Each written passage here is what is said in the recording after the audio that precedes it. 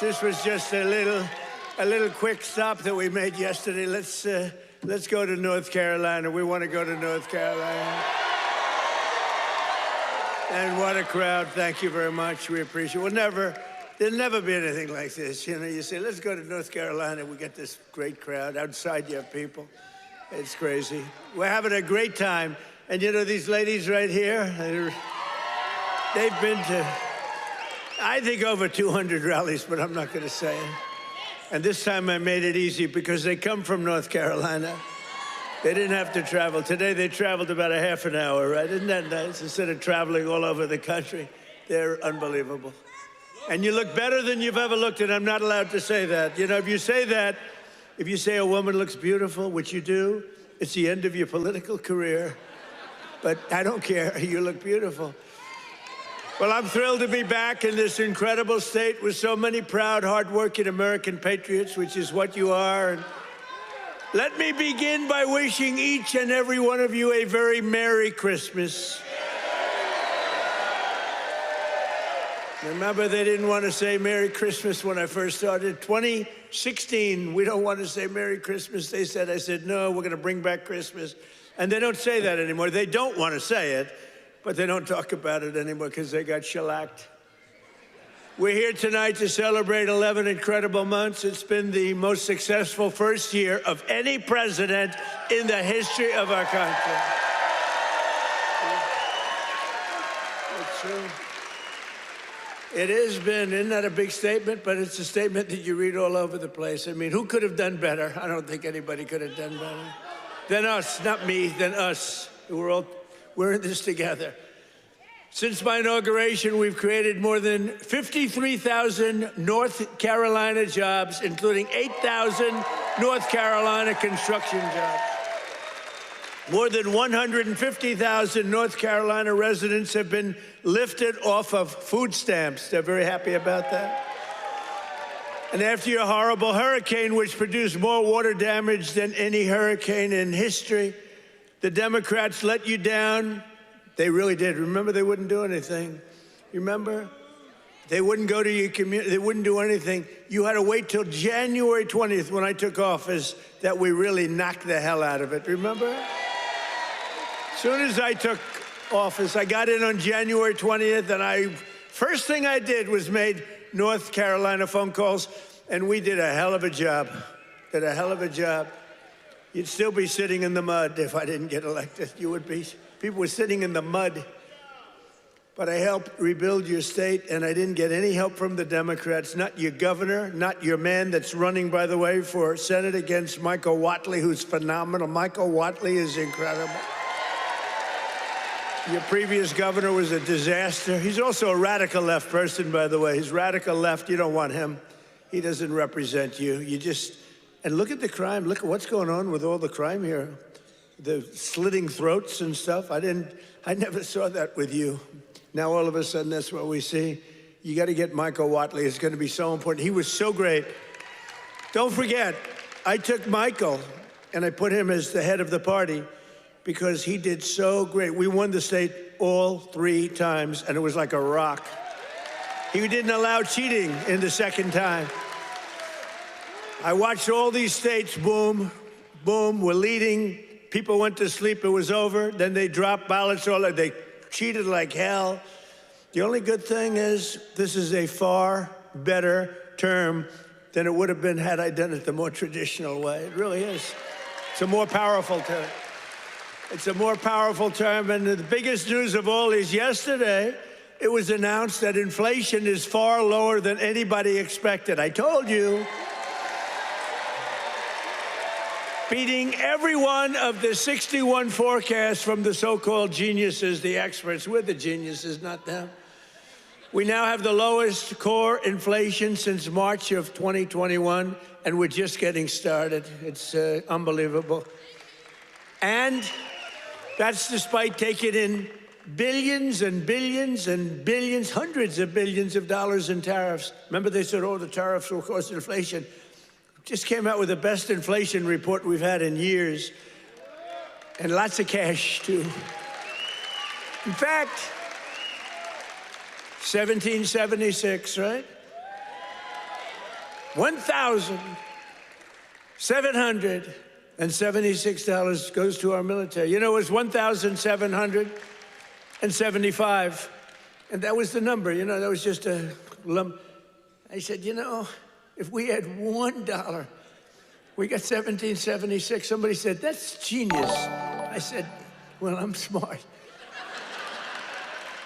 I said, for $1, and I'll get these ladies who are loaded with money to pay for it from North Carolina. Their husbands can write a check in 2 seconds, take care of it. No, think of it, for $1 more. They said, I can't believe we didn't think of that. Only hours ago, I left a meeting at the White House where we cut the cost of prescription drugs by 300, 400, 500, and even 600%. And I'm doing what no politician of either party has ever done before, standing up to the special interests and demanding lower prices for the American people. This is what we're doing. You know, it's called favored nations. And nations all over the world were screwing us. We would have prices that were 10 times higher than the prices they were charging in London and in Paris and all over the world. We had the highest prices for drugs because we had politicians that wouldn't. I did it at the beginning, at the first, but then we had a thing called, you know what happened, COVID? And it was sort of hard to go after France and Italy, say, listen, on top of all your COVID all over the place with everyone dying, we want you to pay a lot of money for drugs. You can't do it. But we did it, and nobody's ever even thought of doing it before. I've negotiated and really did it directly with 17 of the world's largest drug companies, as well as foreign nations that were taking advantage of your country for decades, many decades. For years, Americans have been paying the highest drug prices anywhere in the world by far, 10 times more sometimes, 15 times more, while other countries pay drastically less for the exact same drug made in the exact same plant, in the exact same country. But under my most favored nation, you know what that means? That's a legal term. Drug pricing executive order, I just signed a couple of months ago, and is now being implemented. We have declared that the United States will now pay the same price as the lowest price of any country anywhere in the world. And we should honestly, this is the biggest thing to happen in medicine, I think, since the founding of our country. You know, I don't mind. Go ahead. They actually have a great location. You know, we've had people that look so good behind me that some of them went to Hollywood and actually did very well. You know? See, they may have a better location, but nobody's going to Hollywood. They can only see the back of your head. Look at all the television. Look at all those cameras. It's crazy.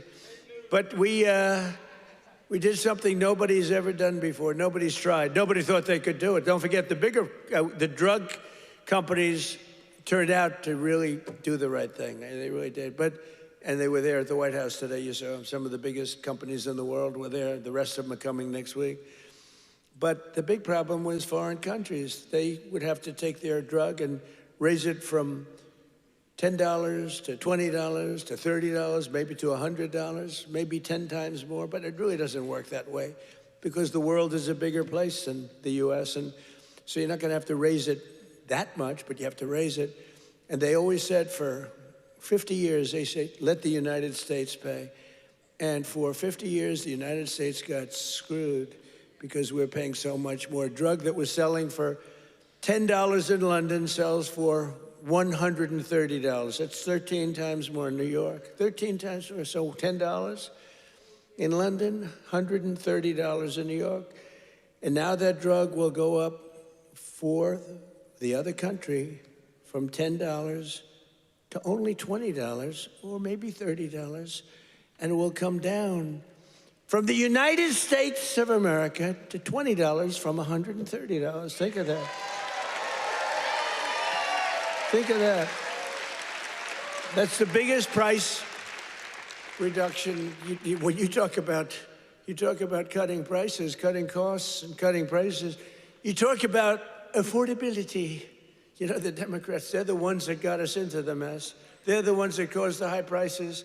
And then they come out and they look at those fake news people back there. They go, this election's about affordability. They go, let's talk about it. No, I'd rather not talk about it, because they can't. They're the ones that caused the highest inflation in the history of our country, which led to the highest prices in the history of our country. I inherited the mess. I got the prices down, and they're going down still further. Look at gasoline. A lot of areas now in our country, $1.99 a gallon. Right?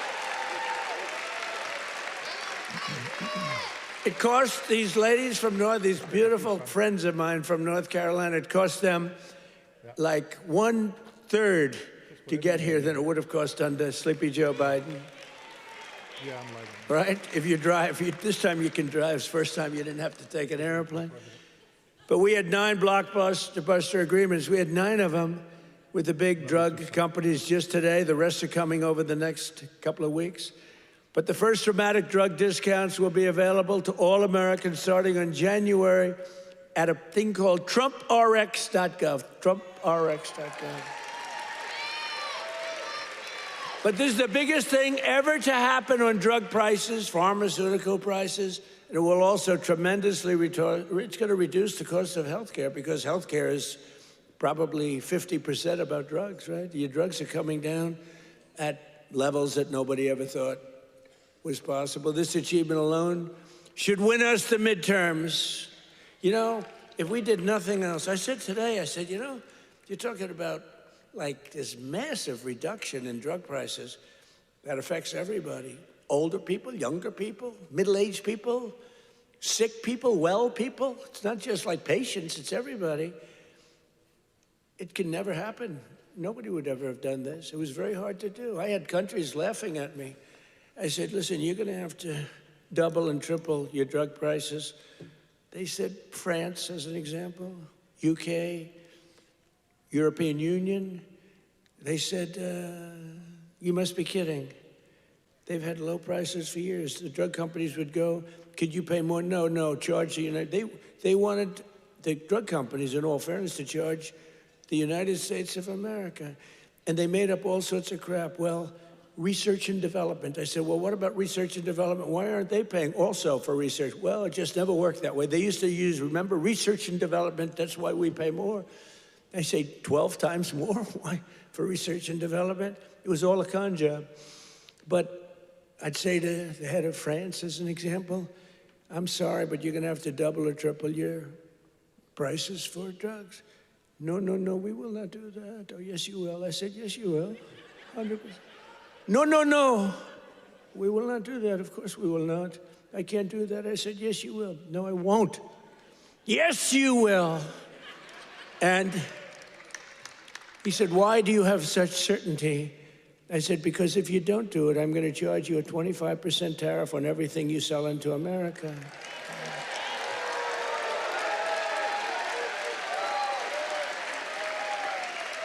And I said, because that was really the sticking point. They just would do it. They told the drug companies for years, we're not doing it. We're keeping that pill at $10. We're not going to raise it. And the drug companies said, well, you know, it's unfair. I mean, they're paying 10 times more, sometimes 15 times more. That's okay, let them pay more. We're not paying more than that. The prices were stuck for years. And no president did anything about it. Sleepy Joe Biden didn't know he was alive. The last thing he cared about. The last thing he cared about was this. He didn't care about anything. Just wanted to make it through. But they cheated. Look, he was surrounded by radical left. Hey, did you see on Mar-a-Lago, did you see how corrupt that was now? It's all come out. Wow, it's all come out. Some life. It's all come out. They were totally corrupt, radical left lunatics. Not stupid people, by the way. He was, but the people that really ran the country and that really ran the auto pen, they were not stupid. But think about what we've done. Under the Trump administration, America will not be ripped off any longer. So can you imagine these countries?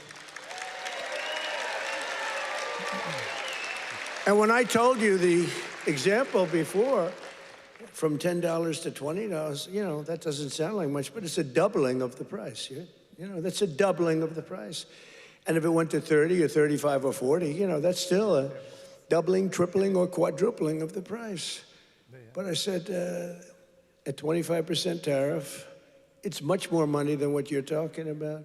So they would say to me, all countries, you know, obviously they said no at the beginning, and they would have told a normal president no, and that would have been the end of the conversation. So they said no to me, and I said, no, you'll do it, 100%. And they said, what's wrong with this? 100%. I said, 100% that you're going to do it. The one asked me, why are you so certain? Why would you say that I would quadruple the price of drugs in France or someplace? I said, because if you don't, we're going to charge you a 25% tariff. That tariff is worth 5 times more money than you're talking about. And there was dead silence on the phone. And then when the gentleman, Emmanuel, is a wonderful guy, when he spoke, he said, you have a deal. Have a deal.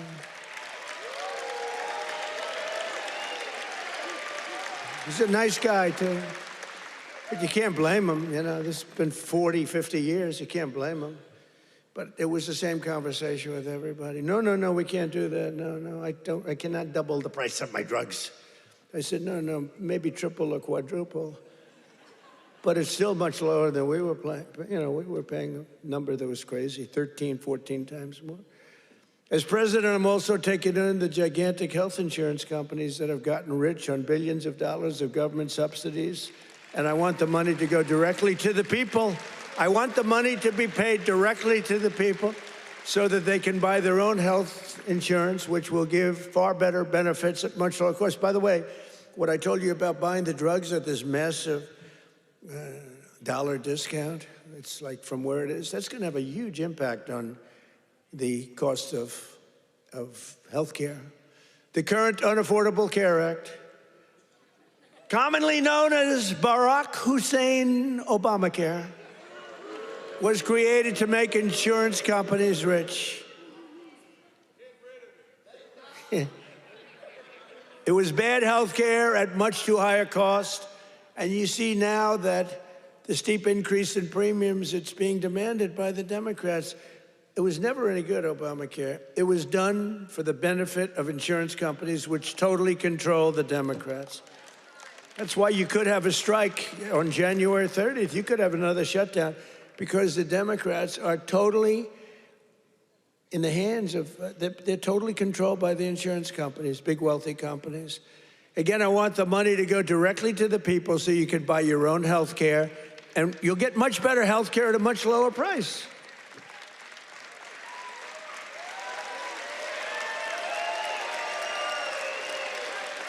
And the only losers will be the insurance companies that have gotten rich. How about these companies? Some of them have gone up 1,400%, their stock prices. One, I think, went up 1,700%. How many people have ever bought a stock that went up 1,700%? And think of it. They've taken in billions and billions of dollars. And the Democrat Party is also just, look, I don't know what they're going to do, because I don't know how anybody beats us when we say that we want the money to go to the people so you can buy your own health care.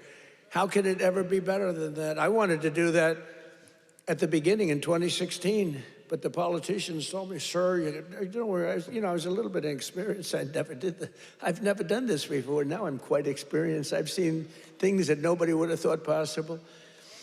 But I said, why do we have this crazy Obamacare, or as we call it, the unaffordable, isn't that a great name, the Affordable Care Act? I call it the Unaffordable Care Act. I should get credit. That's a good one. What's better, that or fake news? That or Pocahontas? That? I can't use the names that I used on the Republicans to gain access to the election, but we had some good names, didn't we? But I think the Unaffordable Care Act is pretty good. The UCA, right? They keep talking about the ACA. Think of that. Instead of the ACA, we call it the UCA. The UCA, they say, what is that? The Unaffordable Care Act? It is unaffordable. But it was always no good. But now it's really gone. And with time, it gets worse. Now it's going to be hit big. Remember, I didn't do this. This is Obamacare. This is Obamacare. This isn't Trump. But you don't need it, because let the money not go to the insurance companies. The problem is the Democrats will shut down the government because they are totally beholden. I don't love that word, but they're beholden, they're beholden to the insurance companies. So I don't know what they can do about it, but they'll probably close down the government. It's so simple. The money should go to the people. The people should then take all of this money and buy the best health care there is. And there'll be a lot of money left over. Right?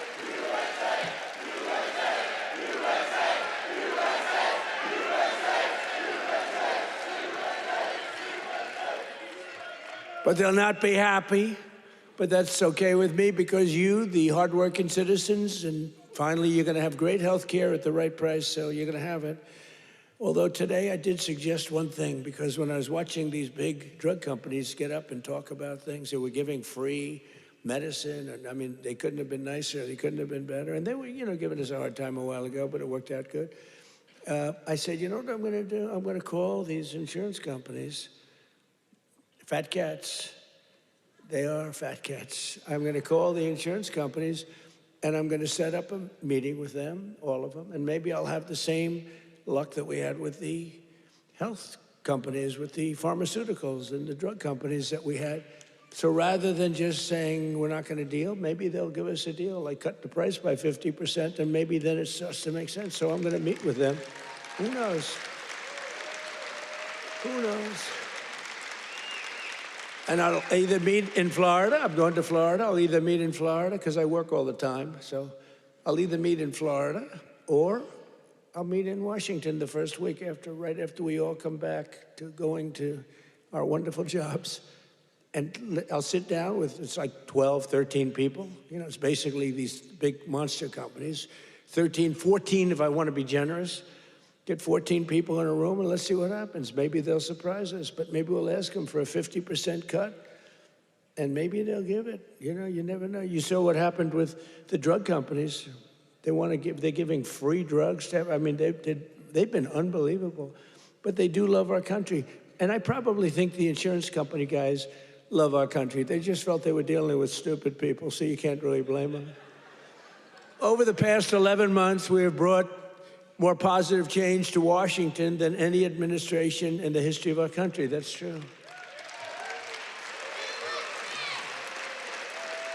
And there's never been anything like it. When I took office last January, I inherited a mess, and very simply, I am fixing it. Joe Biden gave us the worst inflation in the history of our country. A lot of people say, you know, the fake news says, it's not the worst in history. It's the worst in 48 years. Oh, okay, sorry. No, they do. They say 48 years is okay. But when I say history, they go crazy. That's when I let them win. I say, I'm sorry, apologize. I like that hat, 47.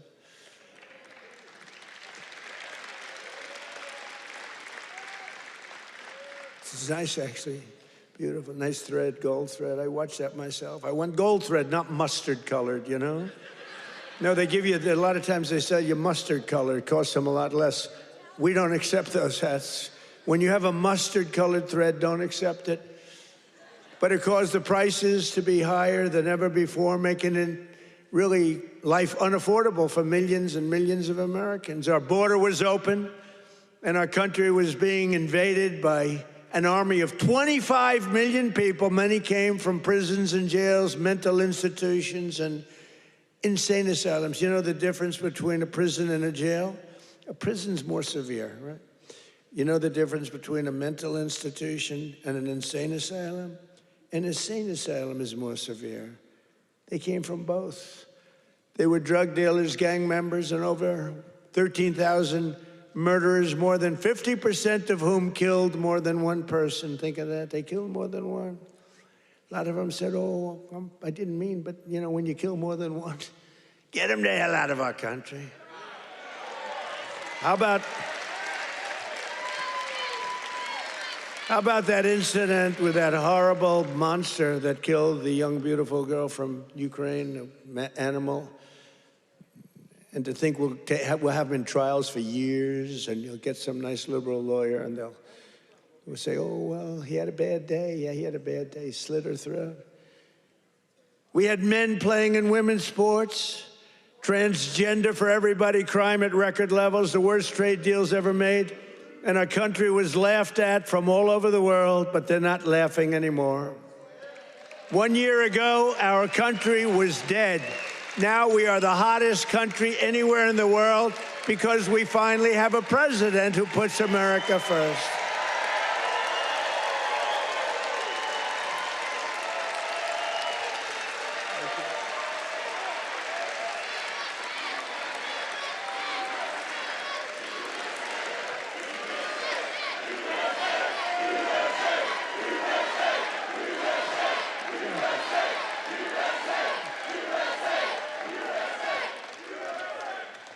The last administration and their allies in Congress looted our treasury for trillions of dollars, driving up prices on everything at unprecedented levels.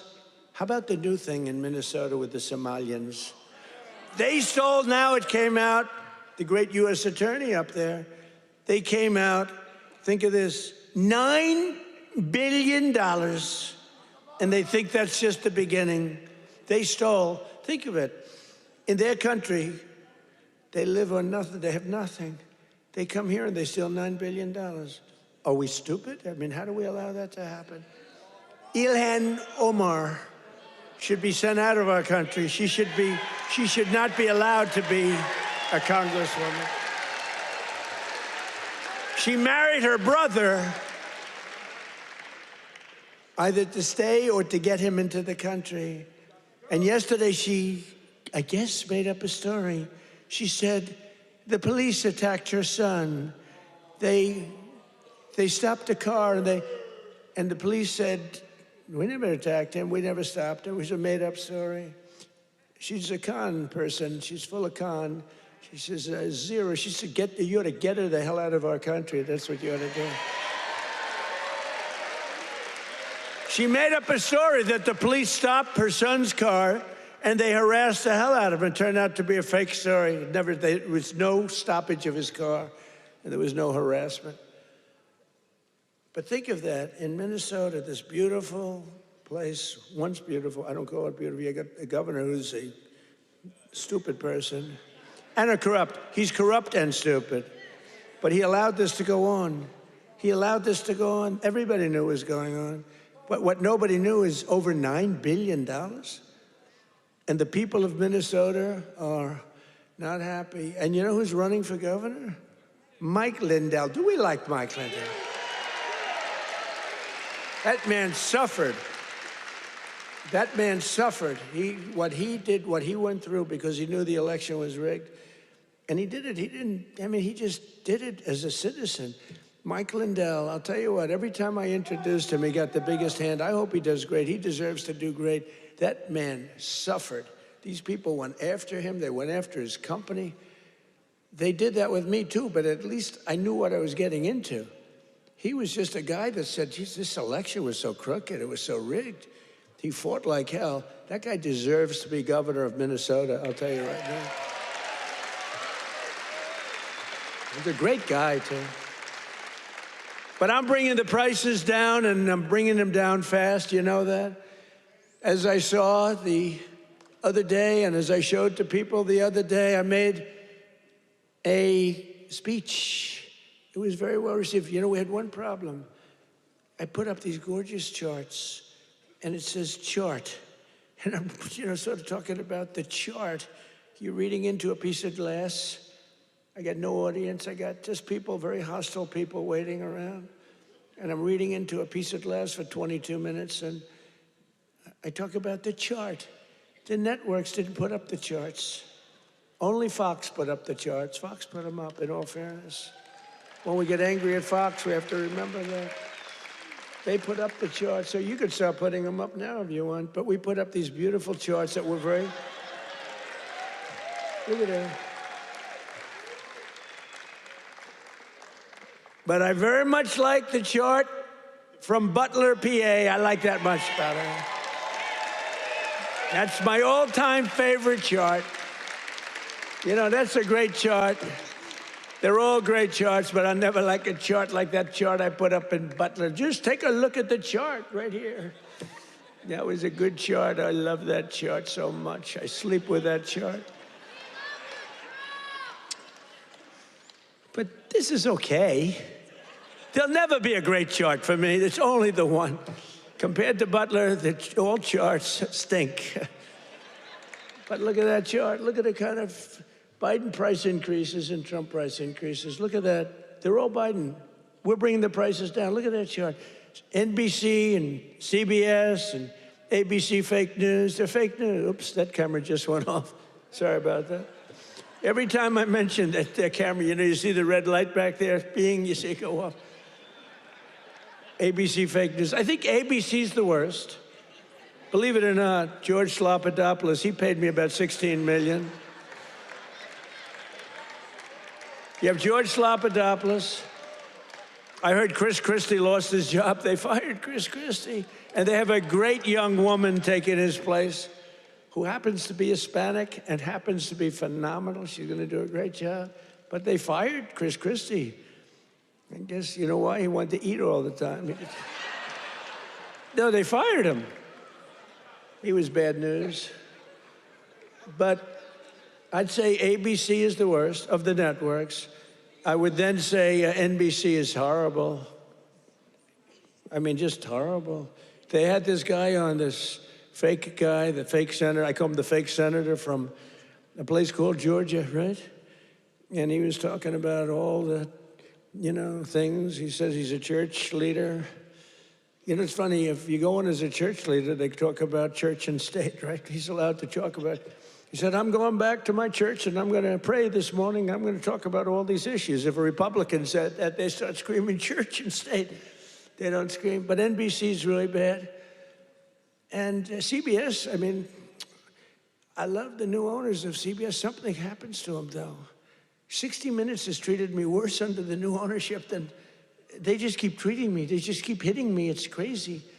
And then you have Marjorie Trader Brown, I call her, because green turns to brown under stress. So I call her Trader Brown, which I don't like doing because 2 words is too much. 2 out of 3. We're changing to Marjorie Taylor Greene. I'm going Marjorie Trader Brown, so I have to trade. And a lot of people don't understand 2 words is too much to change. I actually like Marjorie Taylor Brown better, but everyone says Marjorie Trader Greene is good, but they're all good. But what the hell happened to her? She must have been a stone cold liberal. She's on CNN now all the time. Can you believe it? And it was only because I couldn't call her back. You know, I have 218, 19, it changes, but we have 200 and some odd congressmen and women. I have 53 senators. I have 212 countries. I've got a family. It's nice to talk to my family, too. You can't call a president every single day, and then when the president doesn't call you back, she goes around saying, he doesn't call me back. He doesn't. I said, Marjorie, I can't call you back. I got 2. I think, Marjorie, I just can't call you back. I'm sorry.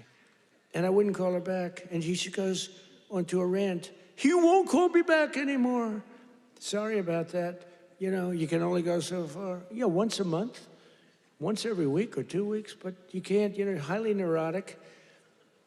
Her, not me, but I'm neurotic too.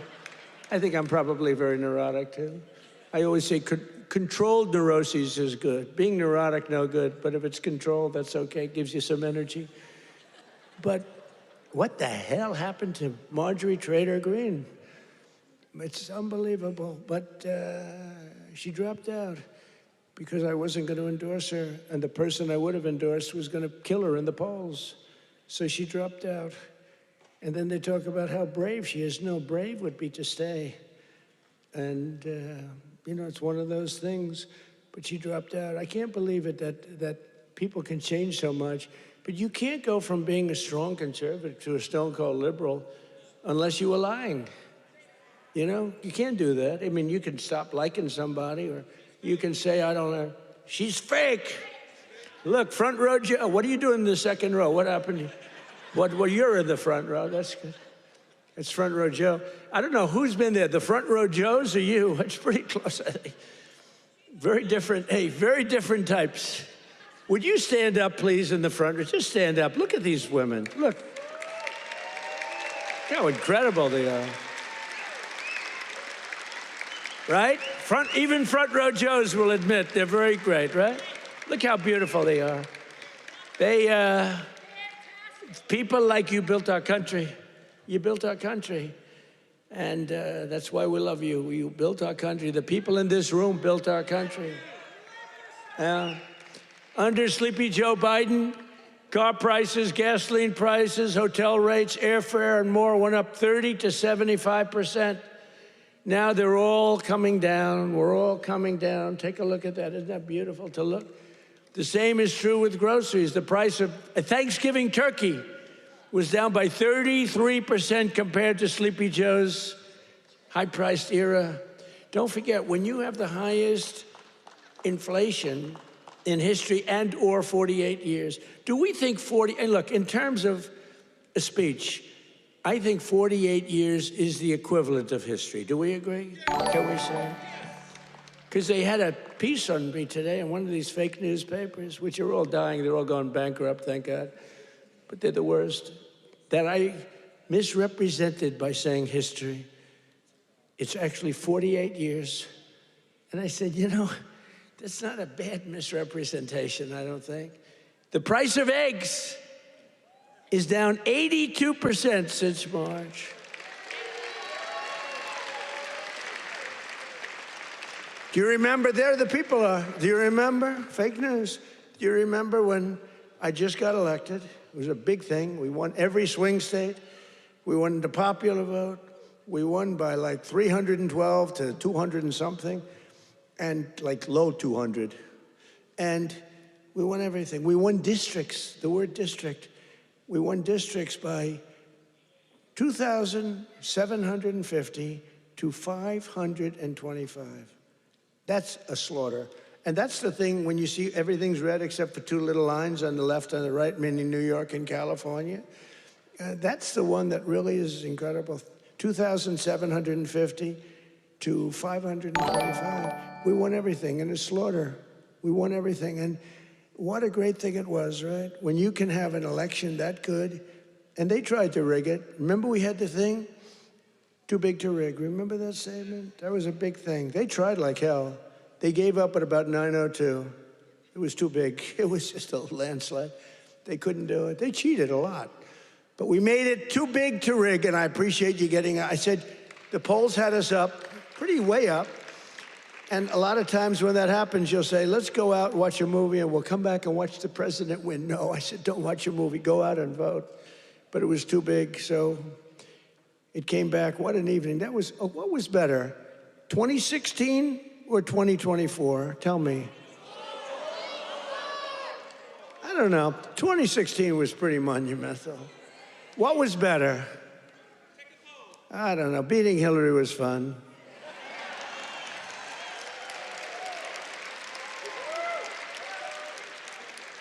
Well, Hillary has a much higher IQ than Kamala. I would say, I think Hillary has probably 50 or 60 points higher. Now, Hillary was smart. She was nasty. Whew, I wouldn't want to go home to her. She was nasty. Remember, she was a nasty person. I was going to use a B word. I said, my wife would not be happy.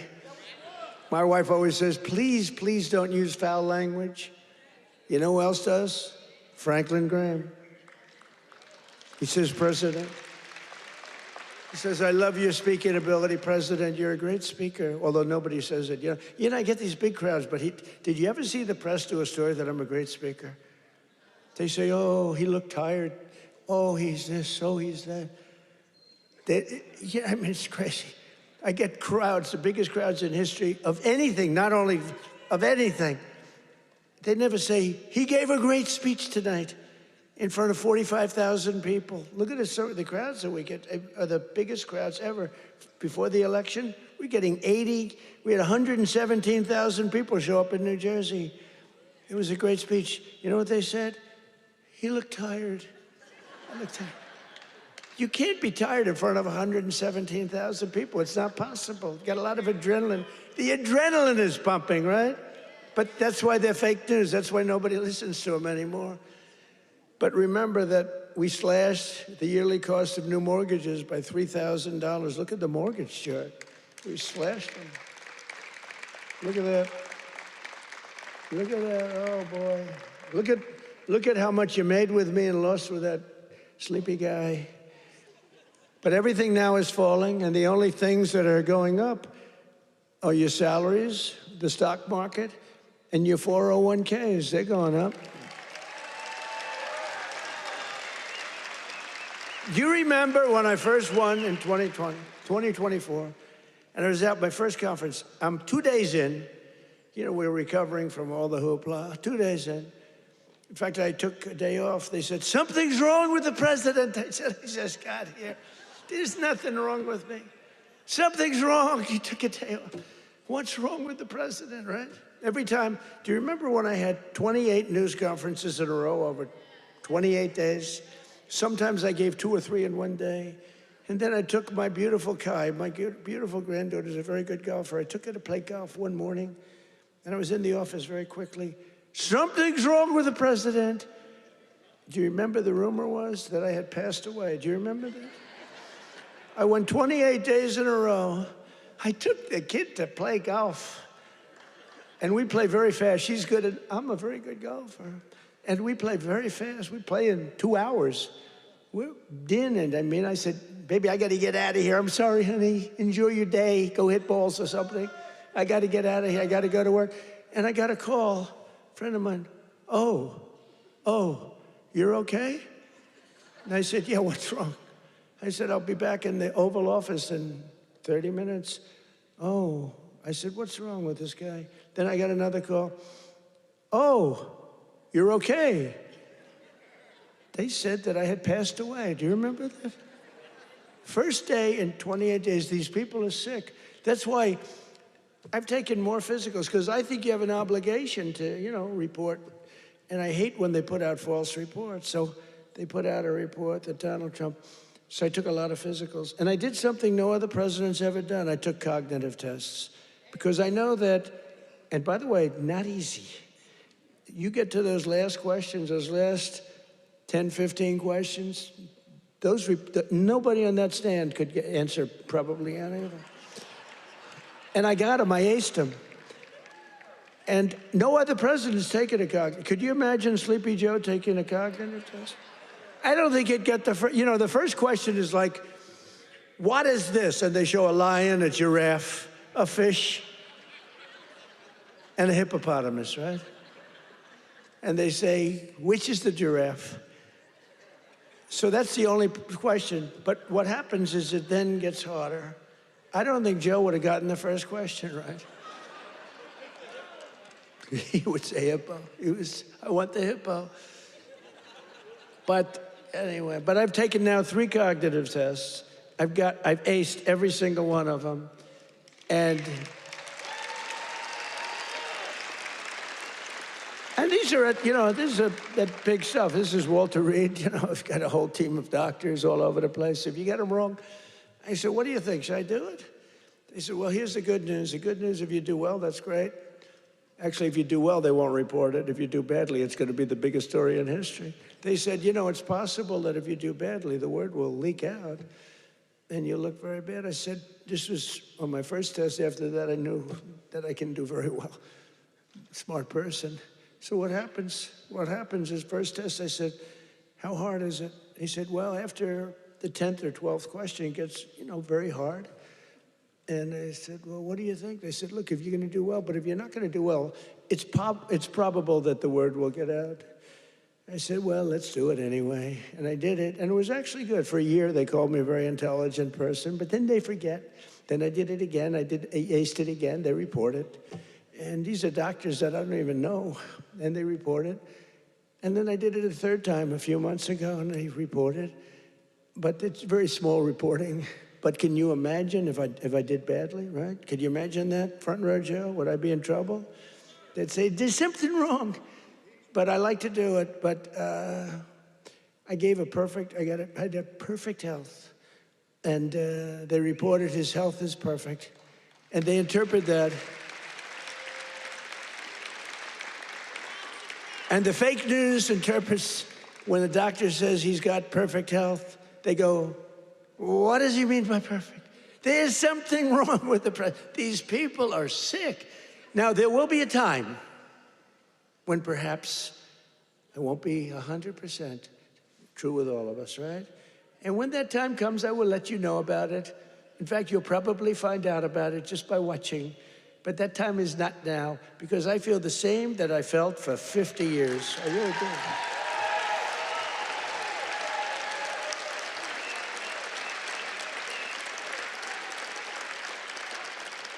But we have I think we have an obligation to, at least report your health. But I will tell you, to me, because of what happened for 4 years, I really think having a cognitive test for presidents to take a cognitive test is very important. I think it's very important. I'm hearing that they say it's, not with Biden, they said it was not constitutional. That was the least of his problems. But I think it's very important that a president or people running for president and vice president take a cognitive test. I mean, I think it's a very important thing. I don't know. They say you shouldn't do that, it's unjust, it's not constitutional. They say all these things, but I really believe that. Under Trump, wages are rising much faster than inflation for the first time in many years. Think of that. Wages are rising faster than inflation. That's what it's all about, right? And we're delivering lower prices and bigger paychecks. And the wage chart that you see up there is incredible. That NBC didn't put up and the networks didn't put up.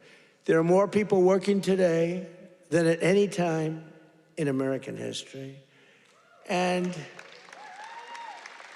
very importantly, while tens of thousands of new jobs under Biden were government jobs, they were government jobs. I could do that right now. You saw today we had 4.5% inflation. That's because I'm letting go of tremendous numbers of government workers. We're replacing them. In fact, we've reduced the federal workforce by 270,000 jobs. That's not to be mean. That's to get them off. And they are getting jobs in the private sector, and we're helping them to get jobs. But if you have all government jobs, we're going to be, a country that we don't want to mention names because we don't want to insult, but we're going to be a country that cannot be great. 100% just came out, 100% of all jobs created since I took office have been in the private sector. The only way to make our country great. Think of that. Think of that. 100% of the jobs created are in the private sector. Now, if I want to make some good numbers, I'll add 300,000 jobs. I can do it with one phone call. Each agency hire 25,000 people today. They hire them immediately. They pour in, and the 4.5% would be down to 2.5% in a matter of moments. I could get it down to zero. Hire a couple of million workers, please. Oh, the country's booming. We're down at zero. But that's the destruction of a country. That's what Biden used to do. They used to hire 10 people for one job. They'd have 10 people, would look at a job and would say one person can do the job, but let's give it a break. Let's do two instead of, and they'd have 9 people for one job. And that's really tantamount to a failed country. In 4 years, the last administration secured less than $1 trillion in new investments in our country. Think of that, 4 years, less than one. 4 years, the whole term, less than $1 trillion. In 10 months, I have secured a record-breaking $18 trillion more. They gave us doom and gloom, and I'm building the Trump economic boom. It's a boom. It's a boom. These factories, auto plants, AI plants, we've never had anything like it. I ended the radical left's war on American energy, terminated the Green New scam, and signed an order to drill, baby, drill. We're drilling. You see where gasoline's coming down? Gasoline is now substantially lower than $2.50 a gallon, and many, many places now are under $2 a gallon for gasoline. And within the next 12 months, we will have opened 1,600 new electrical generating plants. That's a record all time. Because, we need tremendous amounts of electricity for AI and for all these plants. Electricity prices will fall very dramatically when these plants are open. To protect North Carolina workers, we imposed 25% tariffs on foreign automobiles, 50% tariffs on foreign steel, and I approved 25%, 30%, and 50% tariffs to save North Carolina's cherished furniture industry, which has been decimated by China. I used to come here a lot for one reason. I'd build hotels, and I'd build different buildings, and I'd come here to your furniture area. I used to love it. Those people were so talented. I'd buy so much furniture, and that was before politics. I did great. I was very good at real estate, I would tell you. But I used to come to North Carolina to buy furniture for lobbies or furniture for hotels, and I was here a lot. I mean, you've been decimated, but it's coming back now because I put tariffs on, big tariffs, actually. But I remember I'd say to a guy, I like that chair. You don't realize what I did. I would look at a chair. The arm of a chair was very important to me. I said, I like that chair, but this arm has to be a different shape. And you got to chisel that. I'm a very aesthetic person, believe me. Except with women. I don't care what a woman looks like. I used to say beautiful. Now I don't care. Since politics, I never mention looks anymore. The most beautiful woman can walk right across. I don't even look at her anymore. Because in politics, that's the sign of death. We don't look. But But I do look at the arm of a chair, and I'd say to your artists, they were artists, they were artisans, you know? I'd say, no, can you give a different curve? Can you do a little more carving at the end? They would, right in front of me, bing, bing, bing, bing, bing, bing. They were like geniuses. You lost the business. It went to China and other places, but mostly to China, because they never put tariffs on, just like they didn't put them on chips, just like they didn't put them on cars. You lost 58% of your car industry. By the way, it's all coming back. Some of it's coming back here. It's all coming back. Because to bring a car into our country is costing 25 to 50% tariffs now, and they can't do it. They can't compete. Tariff is, and I won't say it because it gets me in trouble, my favorite word. No, I want my fifth favorite word. Do you remember when I said the word tariff is my favorite word in the dictionary? Remember that? And then the fake news got me. What about religion? What about God? What about your family? What about your wife? What about your children? I said, they got me in this one. So now tariff is my fifth favorite word. And now I'm okay. It's my fifth, 5. Now I'm okay. But starting in the new year, the people of North Carolina will also see the dramatic results of the largest tax cuts in American history, including no tax on tips, no tax on overtime, and no tax on Social Security for our great seniors. No tax for our seniors. Tell me what? Let's do a poll. Because you know these pollsters charge you $1 million to ask a question, then they just write down an answer. They don't do polls. It's a total con job, some of these polls. One thing I don't like about Fox is their pollster. Total fake. Their pollster's the worst. They've been saying they're going to get rid of him for 10 years. The fake pollster, then you have the election, you win by numbers that are like through the roof. But Fox has been treating me good. They have great people there. Sean Hannity is great. Jesse is great. Laura is great. Greg is great. They're all great. We have great people. The morning is excellent. Who, what? Which corruption, where? Oh, yeah, well, we have to do that. We're going to take care of that. We're going to take care of corruption in our country. I mean, I was talking about Fox. I don't know, he's talking about corruption. No, it's okay because he's on our side, but he's just a little ahead of me. He's talking about corruption. I'm talking about Fox, how good the anchors are, right? But they are really great. They are very good. But the pollster's no good, you know, he's no good. The pollster's terrible. But we still get good numbers, but the numbers are actually much better than that. But we're joined tonight by Heather Whitley, a bartender and server in Nashville, North Carolina, who will save over $5,000 from no tips. Think of that, from no tax on tips. Heather, where are you, Heather? Are you here, Heather? Where are you? Where are you? You want to come up? You want to come up? Come on up. She's going to save over $5,000, no tax on tips, toward a down payment on her first home. So, Heather, congratulations. Look how amazing she is, right? Come on up. I don't know how you're going to get up that stair. Are you okay? Look at her. She has no problem. Somebody else would not be able to make it. Thank you, darling. Nice to see you. Want to say something? Go ahead.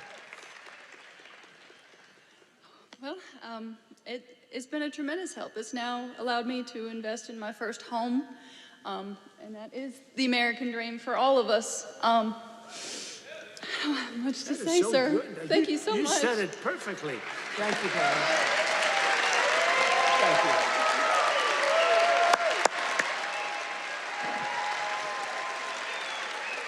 Heather, you don't realize you said that so perfectly, because that's what it is. You're going to get a home, and you're going to be happy as can be, and you are a great person. Thank you very much. You couldn't have been better. Thank you, darling. Also with us is Austin Harding, a police officer, highly respected, a loving father from Monroe. Austin and his wife are raising a son with autism, a beautiful son, beautiful, beautiful person. and are passionate supporters of MAHA, and they love Robert F. Kennedy Jr., so do I. And with no, thank you, Austin. And with no tax on overtime, Austin will have thousands of dollars, many thousands of dollars more to help care for his wonderful son. Last but not least, we have Carolyn and Charles Thurston, who run a successful small business providing care to senior citizens. That's great. Not only did we make their small business tax deduction permanent, helping them to expand, but under no tax on overtime, their employees will have much higher take-home pay, and that makes their job a lot easier. So, Carolyn and Charles, please stand wherever you may be. Oh, that's great. Thank you. So it's going good? Going good? Good-looking couple. Thank you very much. Another key part of our tax cuts is known as Trump accounts. You hear about that? You put money in, and they are knocking them dead. It's great. It's Michael Dell Computer. He put up $6.25 billion. How do you like that? He started with no money, and now he puts $6 billion plus into the first accounts. I mean, think of that, $6 billion. It's, to be exact, $6.25 billion. Even the second part is a lot. And we've had a lot of great Wall Street titans and a lot of great real estate titans. They're all putting money in Trump accounts. It's for kids. They get a certain age and they're going to have money. It's going to double and triple, hopefully. It'll do well. Under this new program, the federal government will be creating an investment savings account for every single newborn American child with $1,000 to be invested and grow over the course of their life. So they'll reach 21 years, and, you know, they could be very good. They will consider themselves rich. I mean, it's a lot of money, actually. Friends, family, employers, and loved ones will be able to add thousands more each year, like a trust fund for every American child. It's something that people have wanted to do, but honestly, I give Mr. and Mrs. Michael Dell, go out and buy a computer from Dell, because I'll tell you what, they love the country. Great people. Every single Democrat in Congress voted against these incredible benefits. Every single Democrat said no, including a guy named Don Davis right here from this district. He voted against it.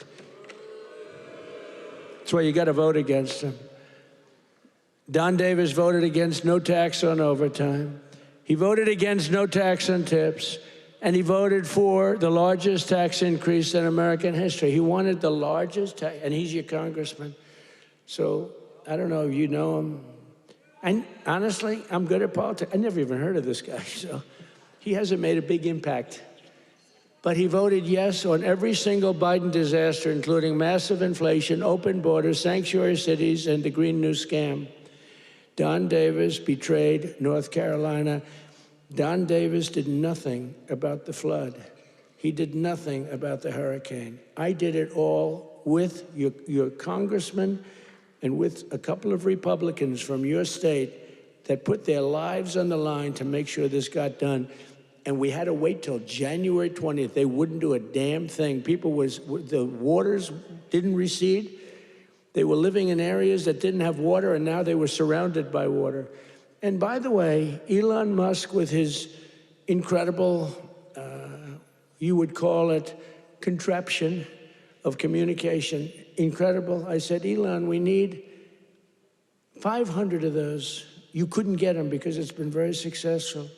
He said, you'll have them tomorrow. You got to give him credit for that, you know. I have my little disagreements with him.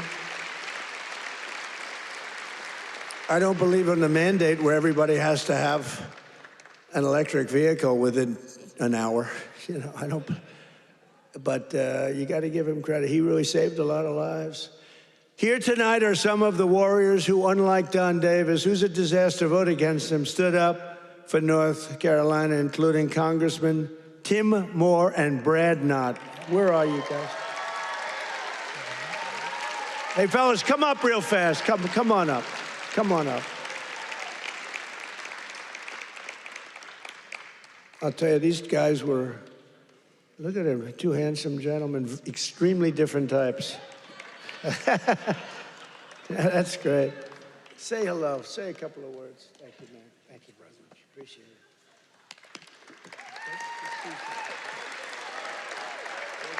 Well, everybody, I was with the president when he had his first trip once he took the oath.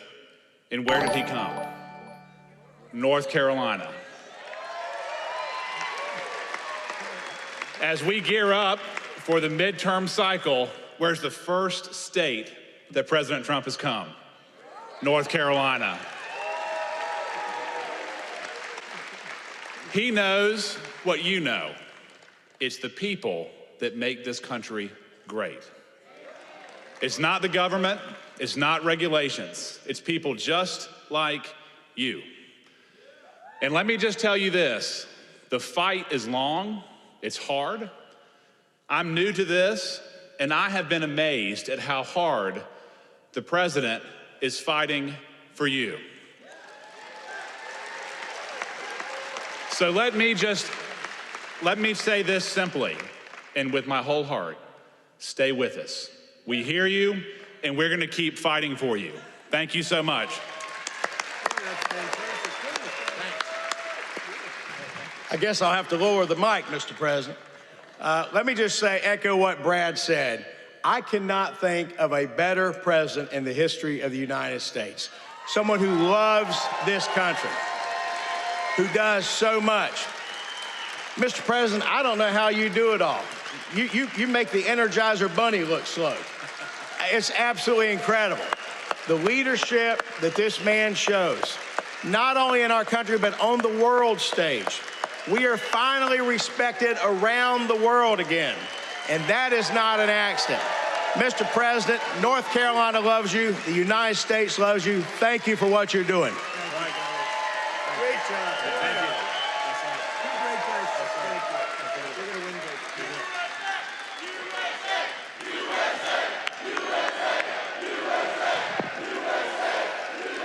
great. Great job.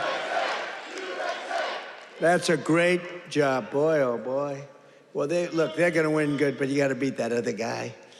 Thanks also, I want to thank somebody very special. He's the Secretary of Labor, Lori Chavez DeRemer. Where's Lori? Larry, thank you. What a job. What a job you've done. Our friend did me a big favor when he recommended you. I was recommended by a great guy, a great friend of mine, and a big fan of Lori, and he said, I have somebody that would be great, and that was an understatement. You've been unbelievable. Thank you very much, Lori. Appreciate it. And another one has been incredible, got a lot of energy. Director of Federal Housing Finance Agency. He's done a phenomenal job. Mr. Bill Pulte. Bill, thank you very much. Thank you, Bill. Also, State Senator Phil Berger. Phil, thank you. Great. And we have a lot of political people here. I would like to introduce them all. Will be here, but one we have to introduce, fellas, is Michael Whatley. And he was the head of the Republican Party. Before that, he was the head of your party right here, the Republican Party, and we won 6 in a row, 3 primaries and landslides, and then we went on to win the election all 3 times. So we won 6 in a row. I've never had a loss with him. And when I won look, we did phenomenal. It turned out, we won 3 times in a row, just so you understand. I don't mean here, I mean all over. We won 3 in a row. They might have done us a favor, but we won 3 in a row. But when we got screwed in the second election, it didn't happen over here. He had 601 lawyers he hired. They had lawyers at every single ballot box, and other people were cheating in other states that we won by a lot, and they were cheating. You could see it go, here we are, pwah, pwah. And you remember they have ballots all of a sudden. We just found 75,000 ballots, a total rigged deal. And by the way, you have not heard the last of that, I can tell you. But in this state, that didn't happen because you had a guy named Michael Whatley, and he had every box secured. He had, I think, 2 or 3 lawyers at every station, but he had over 600 lawyers, I think 600. And I said, how many lawyers did you have? 601. I said, that's like genius. He was ahead of it. And you'd watch, people went to bed that night. Everyone said the election's over, Trump won. And then all of a sudden they woke up in the morning and 3 o'clock in the morning, they found hundreds of thousands of votes in some of these states. It was a rigged election, but not here because of him. And I said, I don't know if I'm doing this again, but if I'm doing this again, I want Michael Whatley. I said, the guy from North Carolina, I want him to head the Republican National Committee, the RNC. And he did it beautifully. Come on up, Michael, come up. He did it so well, and we had the big election when he worked with Laura. Now, how good is Laura? Laura Trump, who was born here, loves this state so much. She could have done very well. By the way, I think Ted Budd is doing a very good job, too, I have to tell you. And I will say this, Tom Tillis fought with me for the Lumbee tribe, the Lumbee. I love the Lumbee. And he's really been very good. We had a little dispute, but these are, it's fine. He's been really good. Tom has been very, very good, and I appreciate it very much. And he's been very strong on the Lumbee tribe, and I think they're going to get out and they're going to vote. The Lumbees, you have some here. You have some of the leaders here. If you could, you want to stand up if you're there? It's really great. Thank you very much. We appreciate it. Let them know we appreciate it.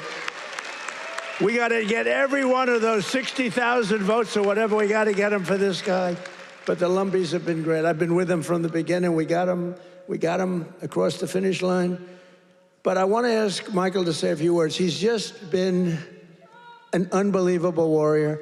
And I said, if I do this again, I'm going to get that guy in North Carolina who wouldn't let that phony, they tried here too. They couldn't get away with it. They tried. He stopped it.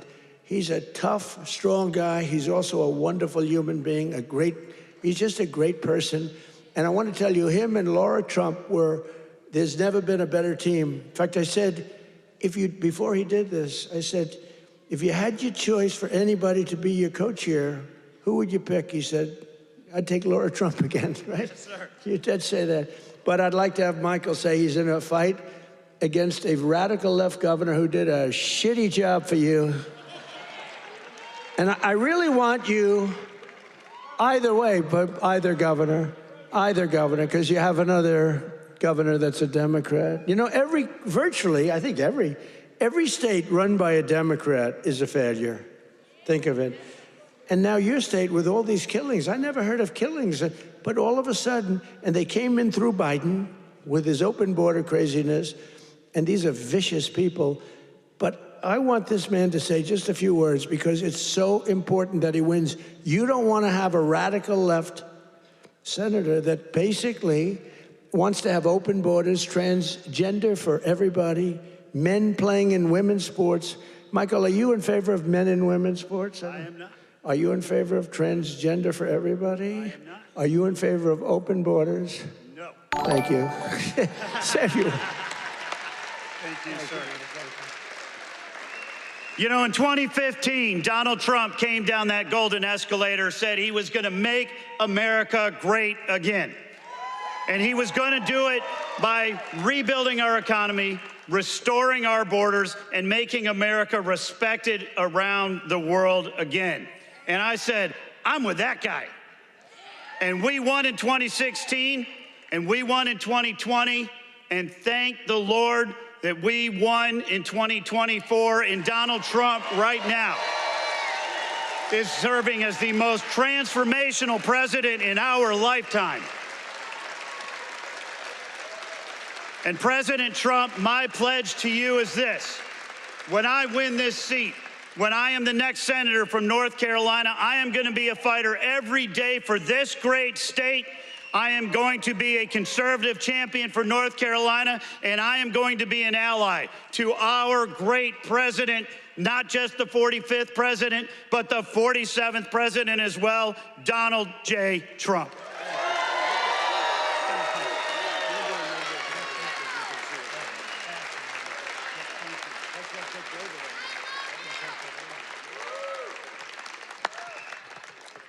What a great guy he is. So get out and work for him. I hope you can get your group of about 70 women to go out and do it. We can get all the front rows, and we got to win. He's a good man.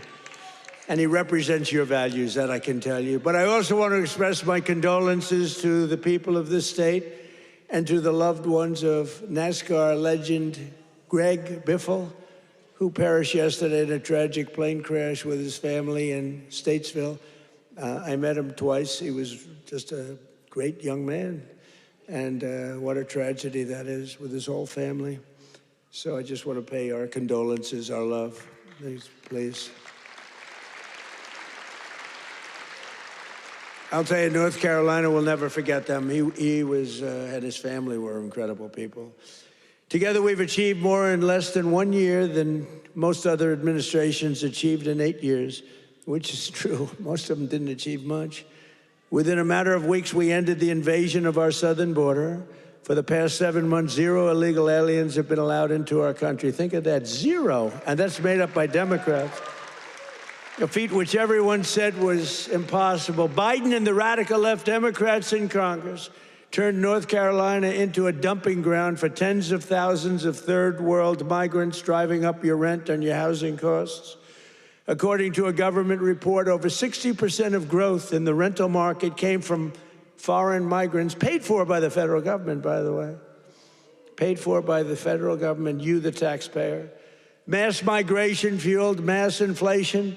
But now we are fixing it, and we have record-setting deportations, and we're really focused on the bad people. We're really focused on the bad people. We have farmers who are great people.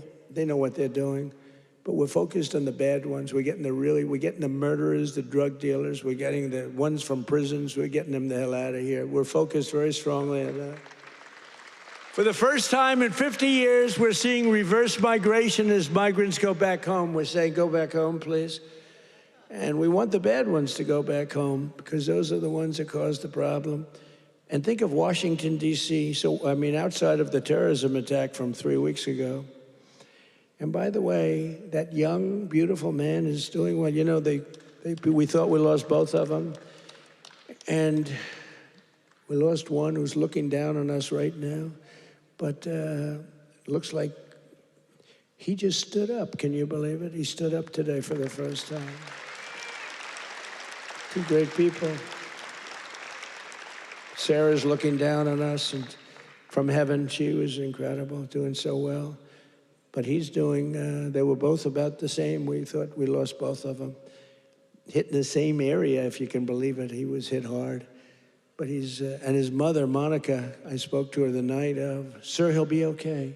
Every doctor was saying he doesn't have much of a chance. And she said, sir, I'm telling you, I know my boy, he's going to be fine. I can't believe it. And literally, actually yesterday, he stood up and he's talking a little bit. I mean, the whole thing is incredible. The mother, I've never seen anybody. I never saw anything like it. She was so positive.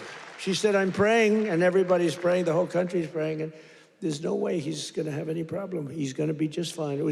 It's not even that he was going to make it. It was like, he's going to be fine. Incredible person. In the year before my election, all net job creation was going to foreign migrants, all of it, 100%. Since I took office, 100% of all net job creation has gone to American-born citizens. The migrant invasion also brought massive crime. What's happening with the killings in North Carolina is indescribable. I mean, for the first time, you're in national news all the time with the killings. That's because you're run by Democrats. 2 weeks ago, an illegal alien from Honduras who entered under Biden walked onto a train in Charlotte with a large knife and brutally stabbed a passenger multiple times in the chest. The same savage criminal alien had previously been arrested 2 months earlier, but he was released by authorities to pillage and kill, which he did.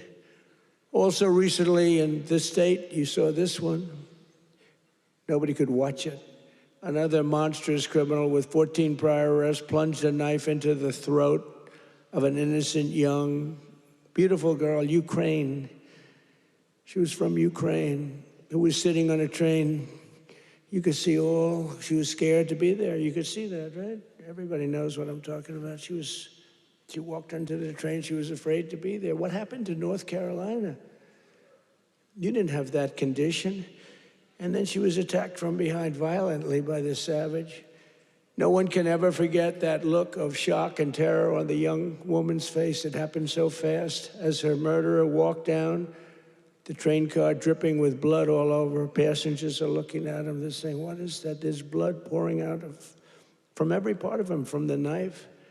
For years, radical left politicians have been releasing bloodthirsty, violent offenders and criminal aliens back onto your streets under our leadership.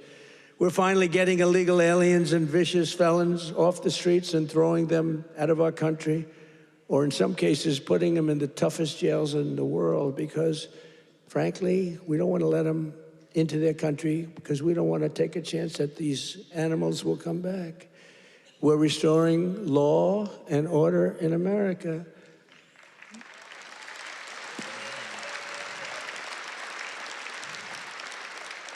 We just made a record investment in our military and gave every service member a warrior dividend of $1,776, $17.76.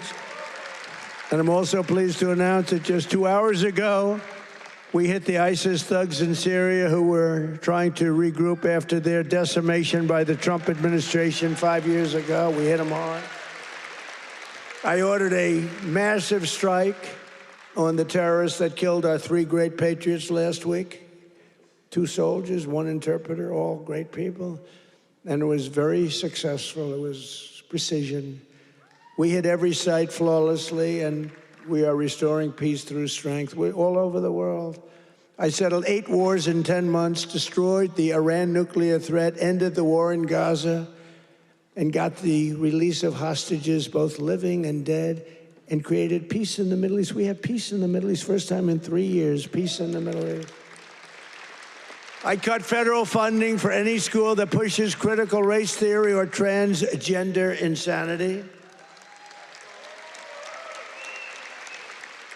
And we completely banned the chemical and surgical mutilation of children.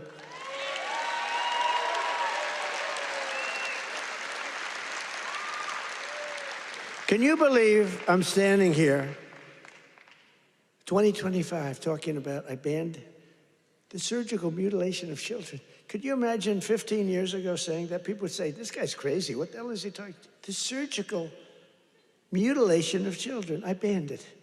And it's a wonderful thing I did. But can you imagine having to even say it? Or can you imagine having to say that we are keeping men out of women's sports? Frankly, that's less important if you want to know the truth, but it's very important. The surgical mutilation I had to ban, and I did, I banned it. But we're also keeping men out of women's sports. Have you seen some of these records? Have you seen the long distance race? One of these races go all day. They had champion women, they had some very good men, but not the champions. And one man won the race by 5 hours and 14 minutes and 12 seconds. 5 hours, 14 minutes. Think of that. Won the race by 5 hours. What do? Your parents go back home, go to sleep for a few hours, and come back and meet your daughter, and she's supposed to be thrilled? What kind of crap is that? Or the weightlifting records, where people that never lifted a weight before are going into the women who are fighting national championships, almost Olympic championships, and they're lifting 112 pounds more, and they've never done it before? Or the boxers that are getting decimated? You saw the Olympics where they had 2 people that they converted from men to women. They did a conversion. And the one young woman from Italy, a championship boxer, she got hit by a left jab. A left jab, for those that don't do it's just like a defensive punch. She got hit. She walked to her corner. She said, I've never been hit like that. I quit. Then they said, no, go out. You can do it. And then he gave her another left jab. That was it. And she said, nope, I can't do it. It's so demeaning to women. And they don't stop. I saw the other day on one of the shows, I think Meet the Fake Press. I'm pretty sure it was that stupid show. And they had a congressman that you all know, a Democrat, saying, no, we have to allow men to play in women's sports. Where do these people come from? Or how about open borders? They're fighting for open borders. If I didn't get elected, our country would be ruined. We would have not had a country. I'm telling you, I'm not bragging about myself. I'm saying we would not have had a country. And now we have the greatest country in the world. I'm telling you, hottest. We're the hottest. We're restoring the name of a great president, William McKinley, to Mount McKinley in beautiful Alaska. That they took the name off and they named it something else. And I renamed the Gulf of Mexico to the Gulf of America. Right? That was a good one. Well, you know, I checked for all, my whole life, I don't know, I guess I didn't do it in my first term because I was the hunted. I had bigger problems. I had these animals trying to attack me at Mar-a-Lago. They went into my wife's closet. And I'll say this, number one, it's very bad, but it sounds a little strange. They looked at her drawers. You have drawer, and then you have drawer. They looked at both. And she's a very meticulous person, you know, like these people, just like she'd fit into your group very well. She'd be very happy with her, but everything is perfect. Her undergarments, I want to use a nice, sometimes referred to as panties, are folded, perfect, wrapped. They're like so perfect. I say, that's beautiful. You know, it's the part of the world she came from. Everything was perfect, no problem. Fold, fold, fold. I think that she steams them, make sure. Just that it. We came home. I wasn't there when the raid took place. The raid of a popular president, a former president. She opened the drawers and it was not that way. They were a mess. It was all over the place. And she said, oh, what happened? That's so terrible. But it's terrible. They went into my young boy's room. These thugs are disgusting, and we cannot let them get away with this stuff. We have all the evidence now. We have all the evidence, and we have to do something about it. We have to do something about it. It's illegal, and it's disgusting. You know, I brought a lawsuit, and I'm winning the lawsuit. There's only one problem. I'm the one that has to settle it. In other words, I am suing, and I'm the one that's supposed to settle it. So maybe I'll give myself $1 billion and give it all to charity. Does that make sense? You know, I'll give it to charity. Do you have any nice charities? I have to settle the lawsuit. There's never been a case like this. Trump suit, I sued a long time ago, and it's doing fine. It's a suit, and now, you know, we found all this stuff. Did you see where the FBI didn't want to do it, but the Justice Department forced them to do it? The FBI guys didn't want to do it, but the thugs and the DOJ wanted to do it. So I sued them, and it's, and they do say that, you know, it's never been a case like this. Donald Trump sues the United States of America. Donald Trump becomes president, and now Donald Trump has to settle the suit. I hereby give myself $1 billion. Actually, maybe I shouldn't give it to charity. Maybe I should keep the money. No, a lot of people say, do it. No, I don't want to do it. But whatever happens, it's all going to good charities. Is that okay? It's all going to good charities. But isn't that a strange position to be in? I've got to make a deal. I negotiate with myself.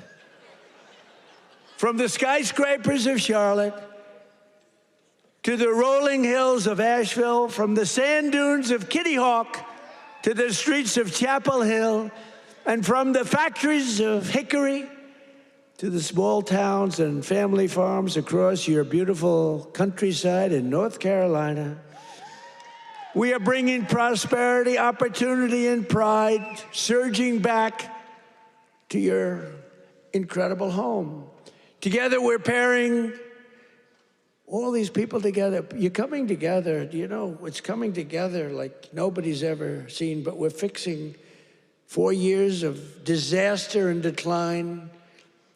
The whole world was laughing at us for 4 years. They were laughing, taking advantage of us, friend and foe. And the friend was worse than the foe in many cases. On trade, they were worse. And we're beginning the greatest years in the history of our country. It's called the Golden Age of America. That's what's happening. We were a dead country. Now we're talking about the Golden Age of America. Think of it in 10 months. Think of that. So in conclusion tonight, after just 11 months, our border is secure. Our spirit is restored. Inflation is stopped. Wages are up. Prices are down. Our nation is strong. And America is back. And every single day of this administration, we will keep on working for the hardworking citizens of America. We will fight, fight, fight. We will win, win, win. And with your help, we will make America powerful again. We will make America wealthy again. We will make America healthy again. We will make America strong again. We will make America proud again. We will make America safe again. And we will make America great again. Thank you, North Carolina. God bless you all. And Merry Christmas.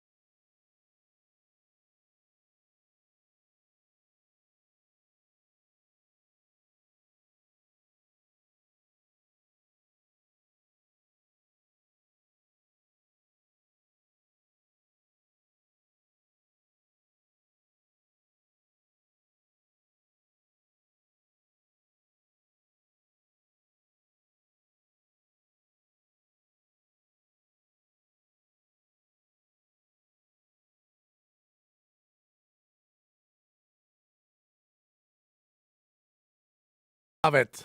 Thank you, Patriots, for hanging out with us, enjoying our great POTUS. I love listening to President Trump, man. I can hear the speech over and over and over, and it's just amazing. He's just done so much, and yet people on the left side don't want to give him credit for it. But another thing that we're doing as well that we're seeing is we are seeing we begin tonight with that all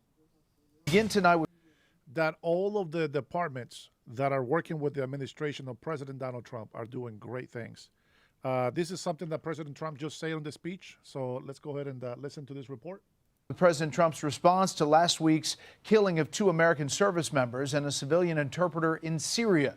Secretary of War Pete Hegseth calls new airstrikes tonight in Syria a declaration of vengeance against ISIS terrorists. We have Fox team coverage on the breaking story. Trey Yanks is in Tel Aviv with reaction to the strikes, and Chief National Security Correspondent Jennifer Griffin starts us off with what we know here in Washington. Good evening, Jennifer. Good evening, Brett. A senior U.S. official tells Fox the U.S. military has struck more than 50 ISIS targets in the past 2 hours following the president's order to, quote, hit them hard after the killing of 3 Americans Saturday, 2 members of the Iowa National Guard and their civilian translator, by a member of the Syrian security forces. U.S. Central Command launched a massive strike on dozens of ISIS targets in an operation called Operation Hawkeye Strike. Iowa is the Hawkeye state.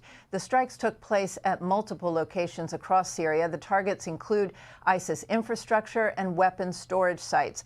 Pentagon Chief Pete Hegseth tweeted, quote, "This is not the beginning of a war. It is a declaration of vengeance. The United States of America under President Trump's leadership will never hesitate and never relent to defend our people." Sergeant William Nate Howard, 29, of Marshalltown, and Sergeant Edgar Torres Tovar, 25, of Des Moines, and their civilian interpreter, Ayad Mansour Sakat of Michigan, returned home in a dignified transfer Wednesday at Dover Air Force Base in Delaware, where they were met by the president. The December 13th attack, which took place while a senior U.S. military commander was meeting his Syrian counterparts near Palmyra in central Syria. Afterwards, Syrian security forces helped carry out 10 partnered operations across Syria that led to the death, we're told, or detainment of more than 24 ISIS-affiliated individuals. The U.S. provided support during those raids. Those raids, Brett, led to the confiscation of electronics and individual interviews that resulted in the intelligence used for this operation to locate potential targets. A CENTCOM review is ongoing into the exact affiliation of the Syrian gunman who joined the security forces just 2 months before. The gunman was in the process, Brett, of being removed from the Syrian military for suspected jihadist ties. Brett? I mean, Jen, more than 4 dozen targets. That's quite a lot, I mean, actually. That's a lot. It included airstrikes as well as artillery strikes. We'll have to see some of the bomb damage assessment, but this was a very, very broad set of strikes tonight in response to the killing of those Americans. Okay, Jennifer, thank you. Hey, Sean Hannity here. There you go, guys. And that's actually what President Donald Trump just said on the speech tonight. So you guys got the freshest news and the freshest report. There is something special about Trump. I think that when he's gone, I'm going to have Trump withdrawals. I don't know. I don't know. I'm going to have to find something else to replace that joy that he brings to us Americans that want the best for America. Man, you guys crack me up, man. You guys are like hound dogs, just waiting to be released. As soon as I give you guys level 5 access, man, you guys clean that chat like a mofo. You guys are crazy. Here's another clip of what else is happening with the administration. This is from Florida authorities. As we approach Christmas, a season of joy and reflection, families gather to celebrate the birth of Jesus Christ. But for some children, that joy is missing. Instead, they're trafficked, exploited, and trapped in dangerous situations, longing to be reunited with their families. So Florida officials taking some action in a historic operation with the feds. Authorities located more than 100 missing children in the Sunshine State, many found in disgraceful and deplorable conditions. Crime correspondent Jason Matera has this special report. Where's he at? We recovered 2 young boys that were living in just completely deplorable conditions in an environment that no one would want to see a human in, practically living in the woods. And they were probably one substance abuse moment away from death. That moment played out again and again. More than a... Do not support illegal immigration. It doesn't matter how much they cry, how much they yell. You don't know why those ICE agents are there in the first place. Do not support anybody obstructing our ICE agents. Don't defend illegal immigrants, guys. 100 times over the course of just 2 weeks. Florida Attorney General James Upmeyer says 122 missing children, some as young as 2 years old, were recovered in an operation dubbed Home for the Holidays. These kids, ranging in age from 17 down to just 2 years old, many have been through the unthinkable. They've been trafficked, they've been exploited, they've been abused. The initiative brought together federal, state, and local law enforcement partners, all working to find children across Florida who had disappeared into dangerous situations. We actually do care about you, and we want to try to help you. So we don't want you to run away. We want to try to do everything we can do to help you. And the Clay County Sheriff's Office gave Newsmax an inside look at their role in this coordinated effort. We go out and we knock on doors. Let's see if you've seen this girl. Missing child. We also utilized technology to assist us in locating those children. Throughout this, of course, we saw children that we do believe were potential victims of human trafficking. We're just in environments that was completely just not good for their health. Once these missing children are recovered, what happens next? Foster care, family reunification? Some of these children do go back into either a form of placement or foster care. Some of them are reunited. We had, a child that had not seen their mother in over a year and really ultimately didn't even know how to even contact their mother. So they were reunited with that family. Authorities say this operation is far from over. Multiple investigations remain active and more arrests are expected.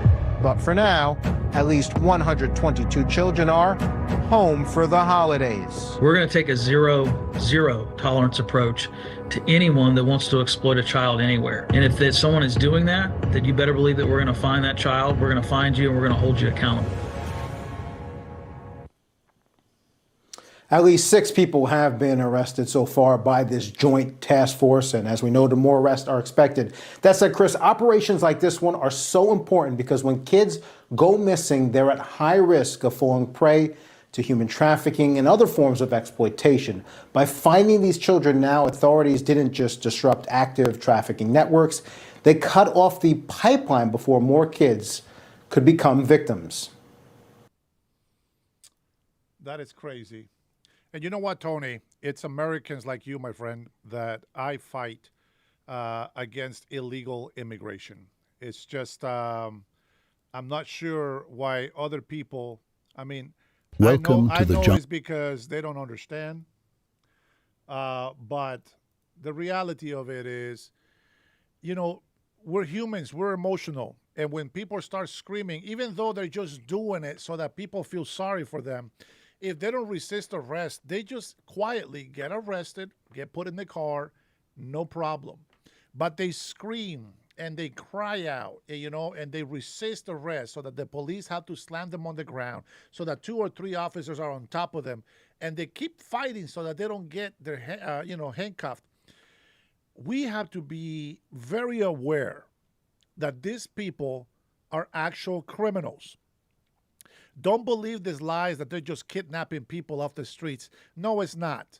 And I can prove it. If they were just kidnapping people off the street, they would just grab anybody that's out there protesting with their phones and they will just get rid of them. Very simple. You grab everybody with phones, put them in the van, that's kidnapping, and bada bing, bada boom. But that's not what they're doing. They are there for specific people. And anybody that obstructs justice, investigation, or whatever ICE is doing in there, they can also be arrested. As a matter of fact, I'm going to tell you, they have been very lenient because people are not even supposed to hit a federal vehicle. And what we saw in Minnesota was that there was a lot of people getting hit with ice balls, not snow, ice balls. And that, my friends, is an assault. Somebody spitting on you is an assault. So you got to spread the word out to your neighbors. Hey, don't get in the way of ICE. I was wearing my DHS hat at Costco, and this guy was staring at me, and I said, "Hey, it's not what you think." "Oh, I'm sorry. What? What?" I said, "That's not what it means, but I know why you're staring." He's like, "Oh no, it's cool, brother. Don't worry about it." I said, "No, I catch you staring, Robert. You asked for it. We're going to go ahead and do it early. Today is Friday night. Friday night, we're going to stay up as long as we can, at least another 5 minutes." I'm just kidding. I'm going to keep finding stuff for you guys. Enjoy a piece of the crime shaft. Don't forget, guys, to visit the page and subscribe so that we can keep encouraging him to make these videos more often. Now, remember, guys, that it's not easy to just edit videos. It takes time. Every laborer is worthy of pay. And this guy actually does put time into his videos, even when they're 8, 10, 15 minute long. He does a lot of time. I know editing, and it can be a pain in the neck, especially when you have to be creative with it. It can take some time. So he has allowed me to share his content freely. Just make sure you visit his page, okay? I will see if I can. Let me see if I can put it on the chat. I think I can add it on my description, as a matter of fact. So yeah, I'll add it on the description.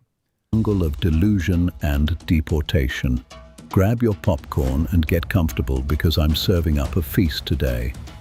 A male Karen gets on the megaphone in a desperate attempt to get attention from Greg Bovino, and Bovino, quite literally, does not give a single f***. A local Walmart parking lot takes center stage as a rabid Karen tries to rescue Juanito from his upcoming deportation. A flock of Karens tries to rescue an illegal from his ICE arrest, and you can probably guess how it ends. A race-baiting Karen spends her free time harassing a federal agent, while the agent is busy arresting an illegal. As a brown person in America, you should be ashamed of your f***ing self. Then ICE is greeted warmly by a lovely group of Karenitas. You guys! You guys! Buckle up, we're in for a bumpy ride. All right, if you're not going to look at me, I'll use the bullhorn. Gregory Bovino, I'm looking at you. Do you have anything to say to me? That's the question you asked me when you arrested me. You wanted to know if I had anything to say to you. I'm asking you the same question. You arrested me on September 27th. That was illegal, unconstitutional. This guy rehearsed this speech in the mirror every day for months, and Bovino won't even acknowledge his existence. The brutal reality of life as a male Karen.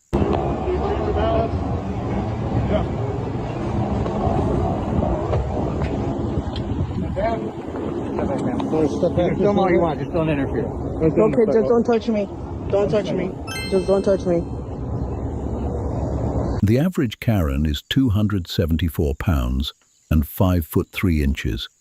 The only time a male makes willful physical contact with them is when they are being arrested. Earth's gravity is strong, but it is nothing compared to the level of delusion of a Karen. What's your name? Charlie 61.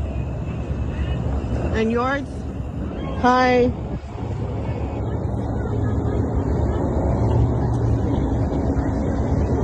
I'm a U.S. citizen. Thank you, man. We appreciate that.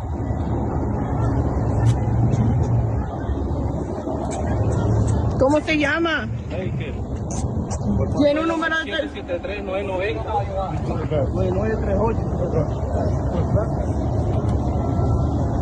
Do you guys have an order? Yes, ma'am. Are we able to see it? No. None of your business.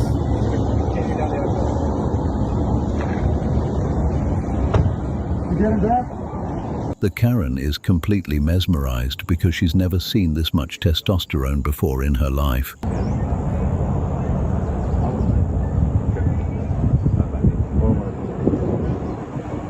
Now the Karen is malfunctioning because it needs to receive attention in order for its playbook to work. She is completely lost at this point and doesn't know what to do. So no freaking...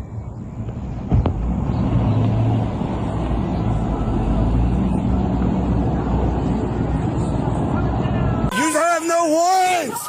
We will challenge the 213. We're going to challenge you. We will challenge this arrest.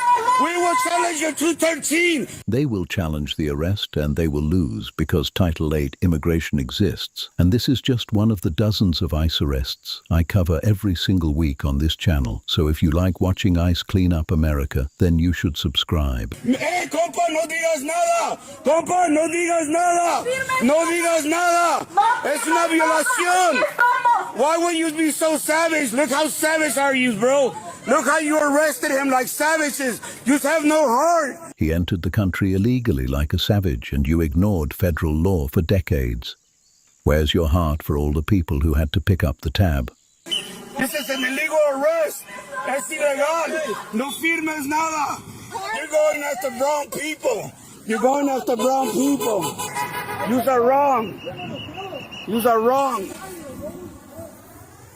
You should be ashamed of yourself. Your kids will pay for this. It sounds like he is threatening the officer's children just moments after he was trying to play the moral high ground. Someone send this to Kristi Noem. I want this man investigated. Because God is going to see this. Bro, you're bogus, the R211.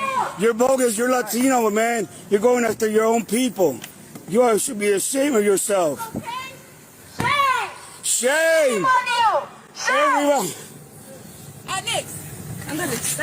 Alerta, alerta, alerta. La migra está haciendo secuestros ilegales. They're doing illegal arrests. You should be ashamed of yourself.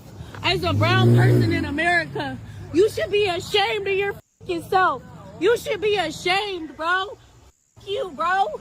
You should be ashamed. Look, he got this shit out. I have 2 children, bro, who are brown. They don't deserve, nobody deserves to see this shit in our state, our liberal fucking state. The Karen believes that the liberal state supersedes the federal government. The Karen is an anti-fascist fascist. Bro, f y'all, bro. Wow, this is sad. They're kidnapping us. Oh my God. This is so sad, bro. I'm gonna sit here and record this fucking shit. You're a sick bro. Y'all, this is on 24th and fucking Cedar, bro. Oh my God, why? You leave these old people the fuck alone. Y'all are fucking pieces of shit, bro. Fucking horrible people. Horrible. And he's fucking brown. Look at him. A brown person at that. Immigrants, bro. This is an immigrant state, bro. Hell fucking nah. Hell motherfucking nah, bro. This is disgusting. Look at, he's driving a Grand Cherokee. We got this motherfucker in a Kia or some fucking shit. You should be ashamed of yourselves. Ashamed, bro. As a fucking brown person, you should be ashamed, bro. You, bro. This is on 24th and fucking Cedar. Oh my God. I can't believe I would see some shit like this in my fucking state. You pieces of shit. Y'all are fucking garbage, bro. Garbage human beings, bro. Oh my God, bro. I'm posting this mother. The obstructionist Karen sighting is finally here. She looks like she's hungry for pavement.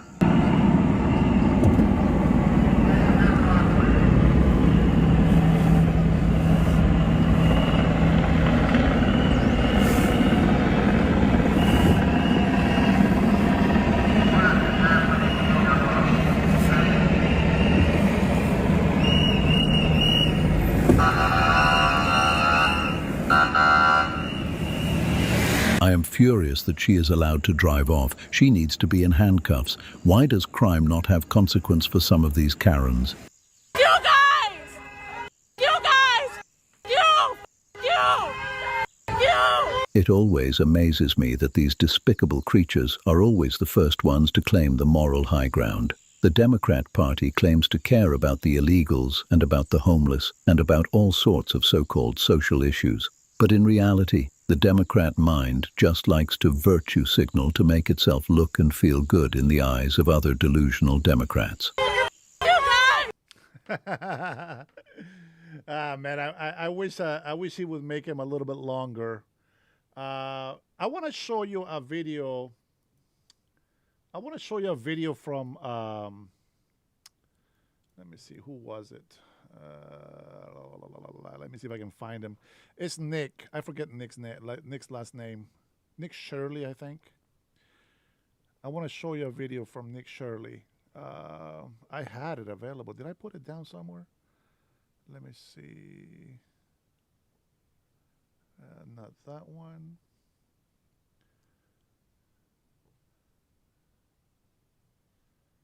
No. Okay. Where are you, my little pigeon?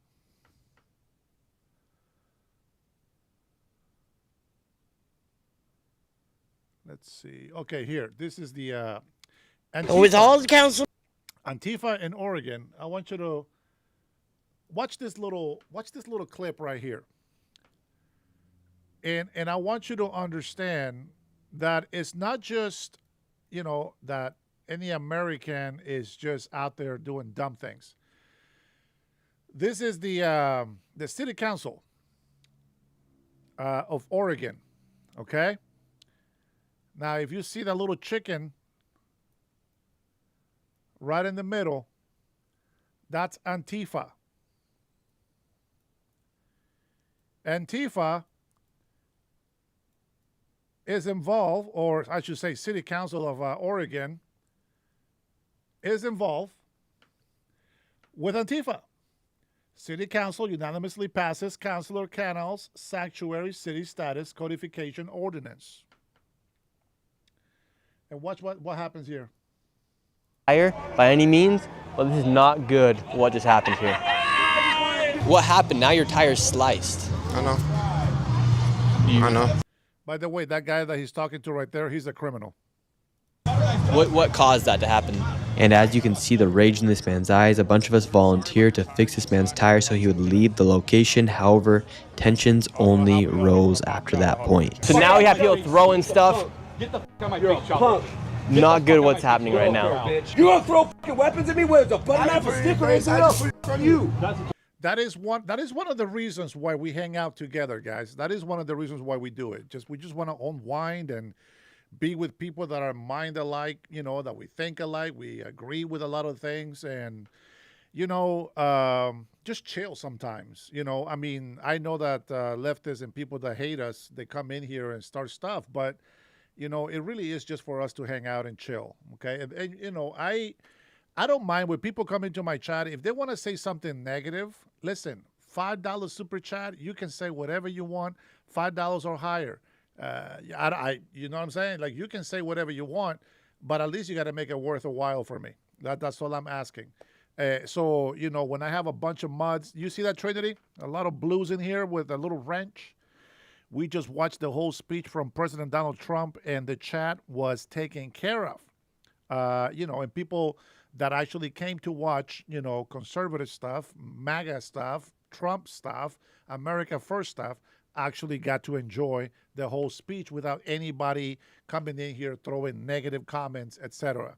So, yeah, man, that's what we hear, bro. And Trinity, Robert, Omar, everybody knows that I come on live. A lot of the times I do it mostly because I really just want to hang out with you guys. It really is that simple.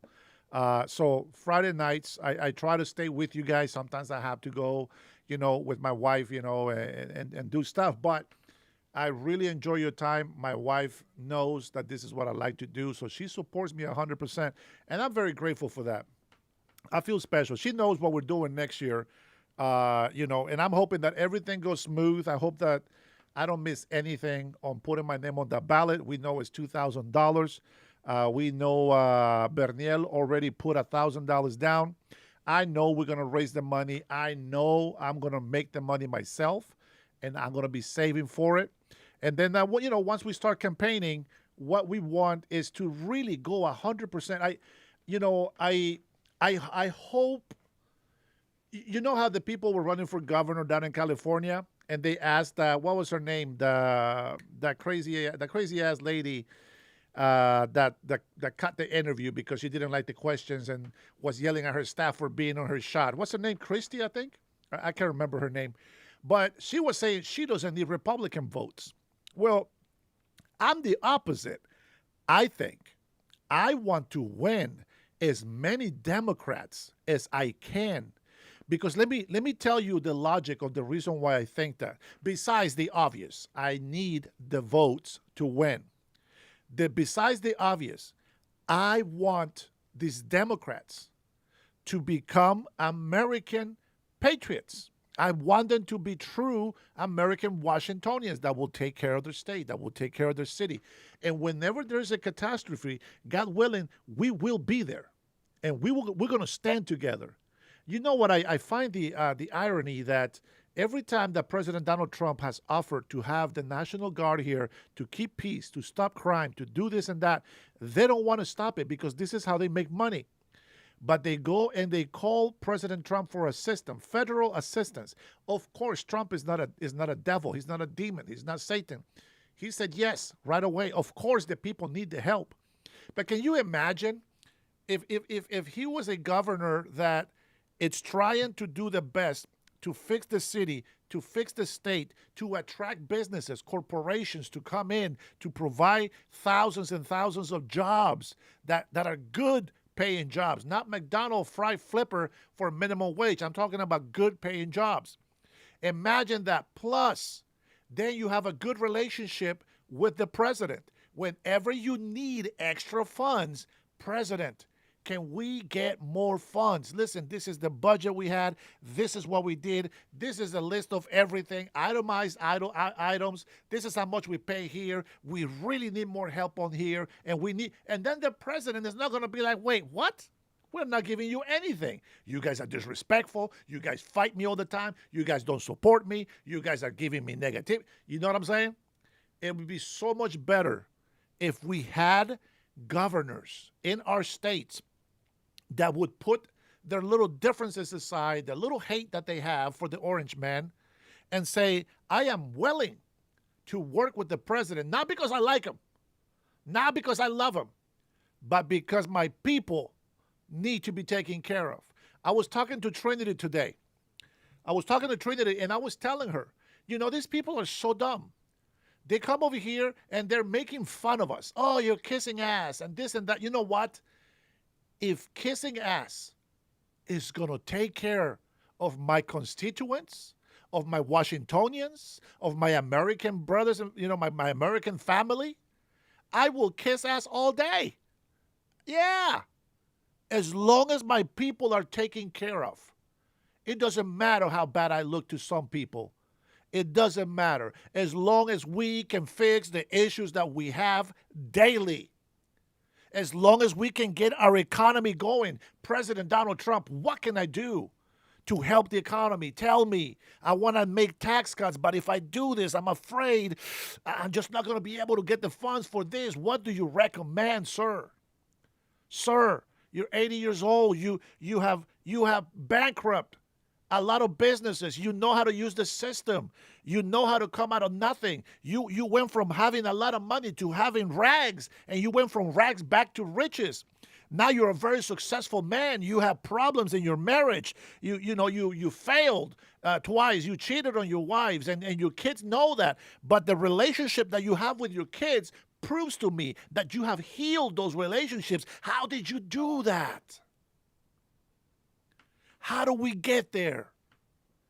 How come a lot of rich people that did what you did, they have nothing?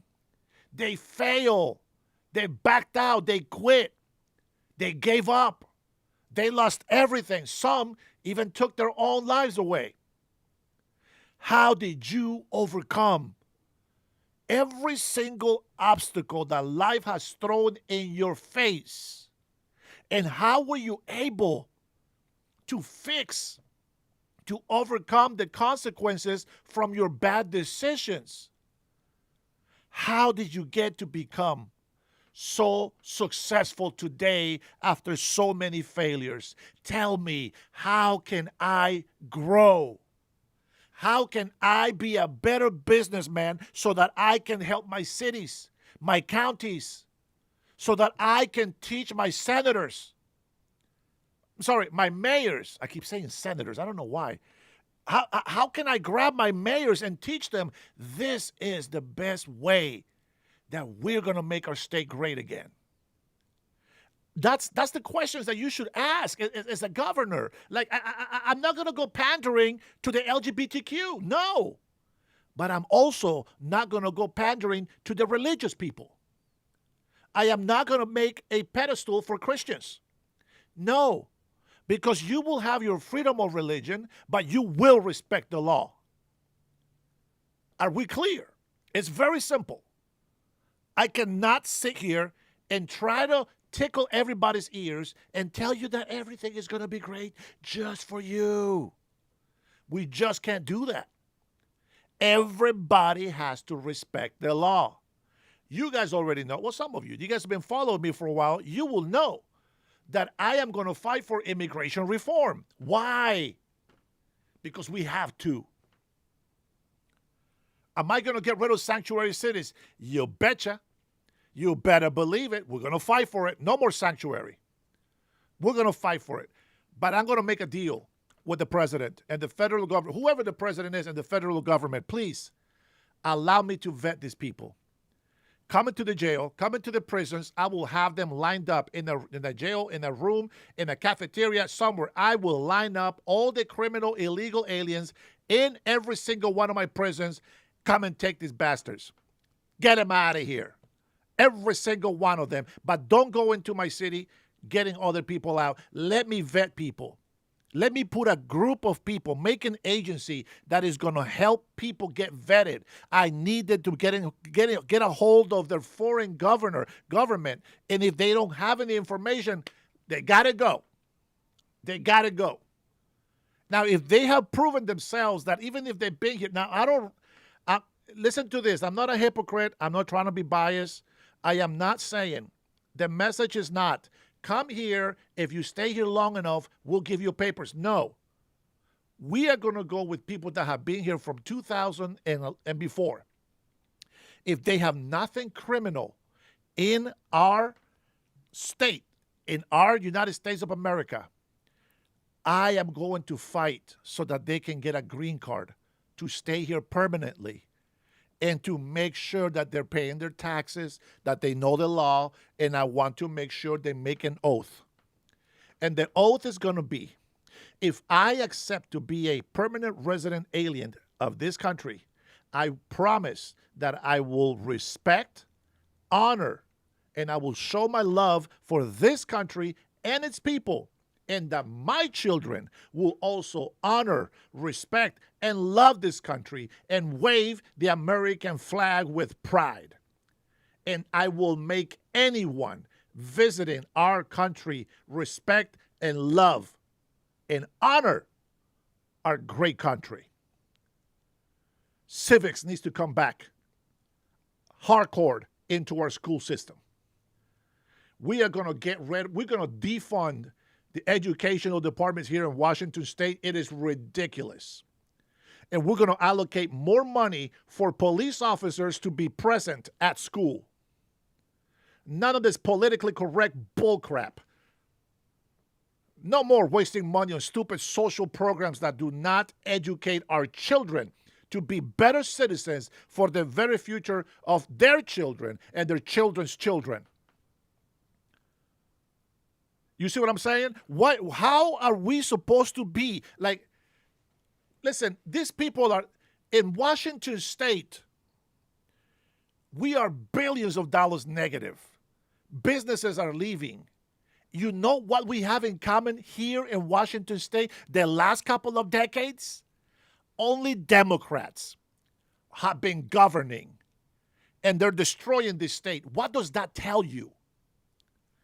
We know by history, socialists only survive because of our hardworking Americans, the people that believe in capitalism.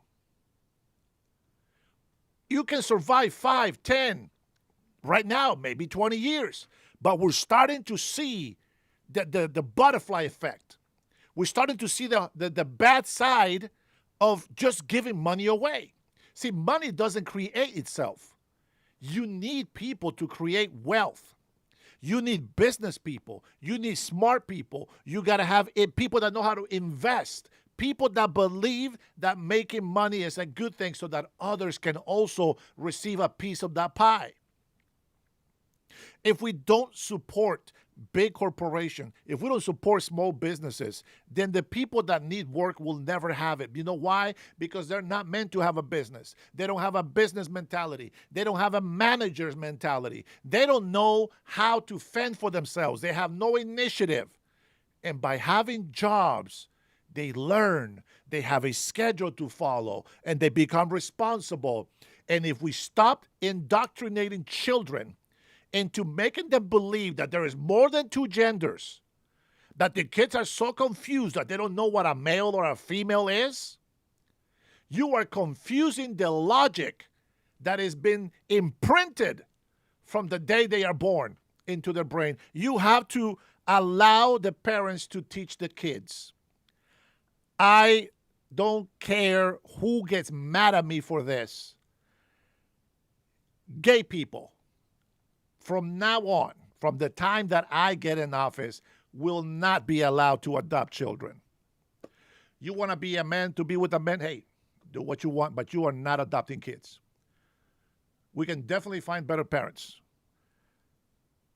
2 women cannot adopt children. 2 men cannot adopt children. And we are not supporting transgenderism. Period. the nucleus of the family needs to come back. Father, mother, children.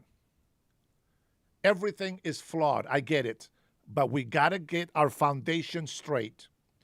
And I will recommend, I will not impose, I will not mandate people to worship, but I will encourage you to seek God, read the Bible, find out what morals you're supposed to follow. The Bible is a recipe, a life recipe to live in peace, to live happy, to enjoy life, and to have a relationship with God. If you don't have a relationship with God, at least learn how to be a good person with good morals.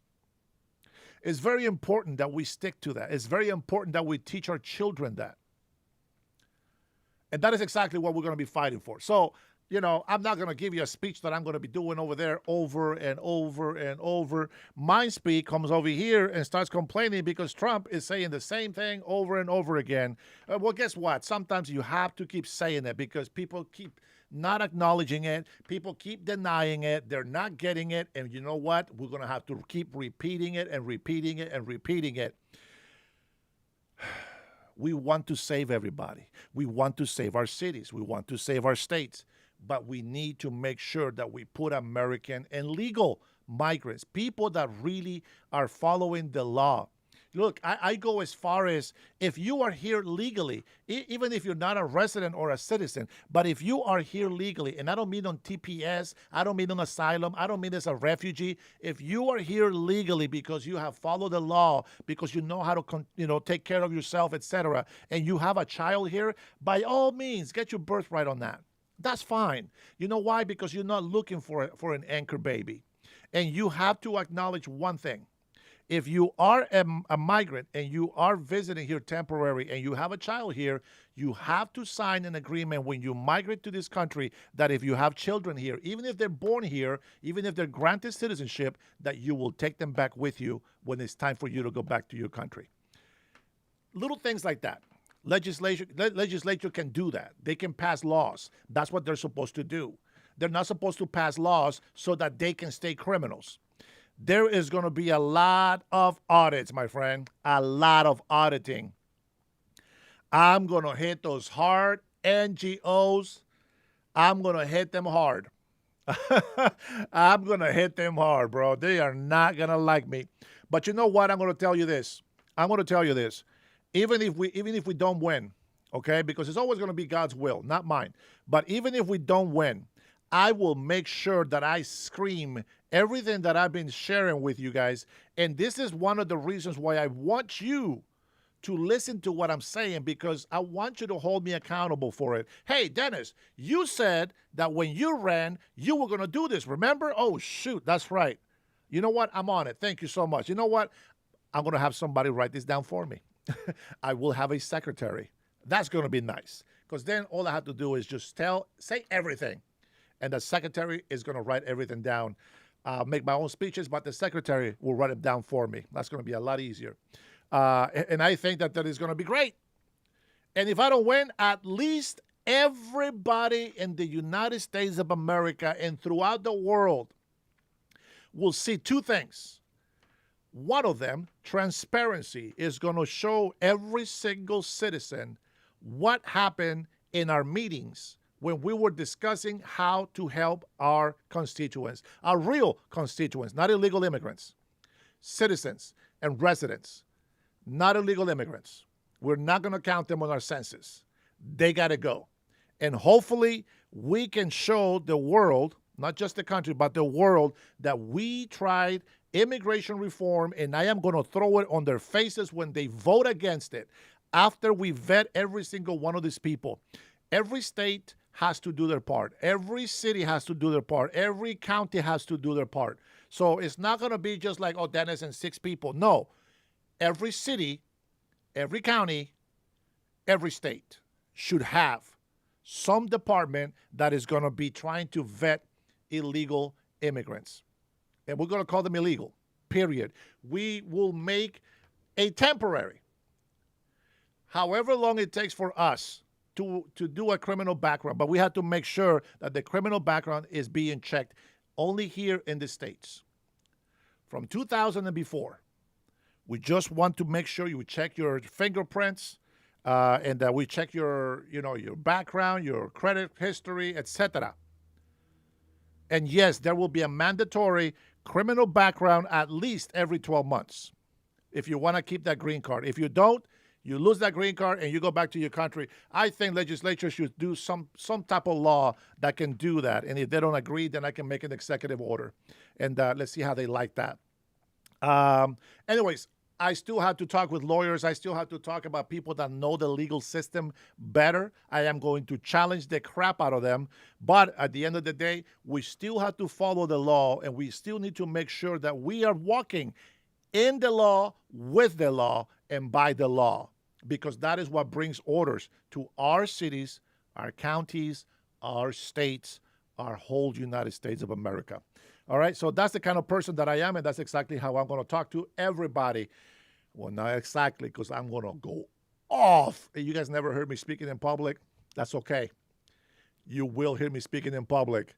And then we can have a live sometime. And, yeah, we're going to continue. I'm going to continue giving you guys lives. Obviously, not as long as the ones that I'm giving you now, but I will make time for you guys, my supporters.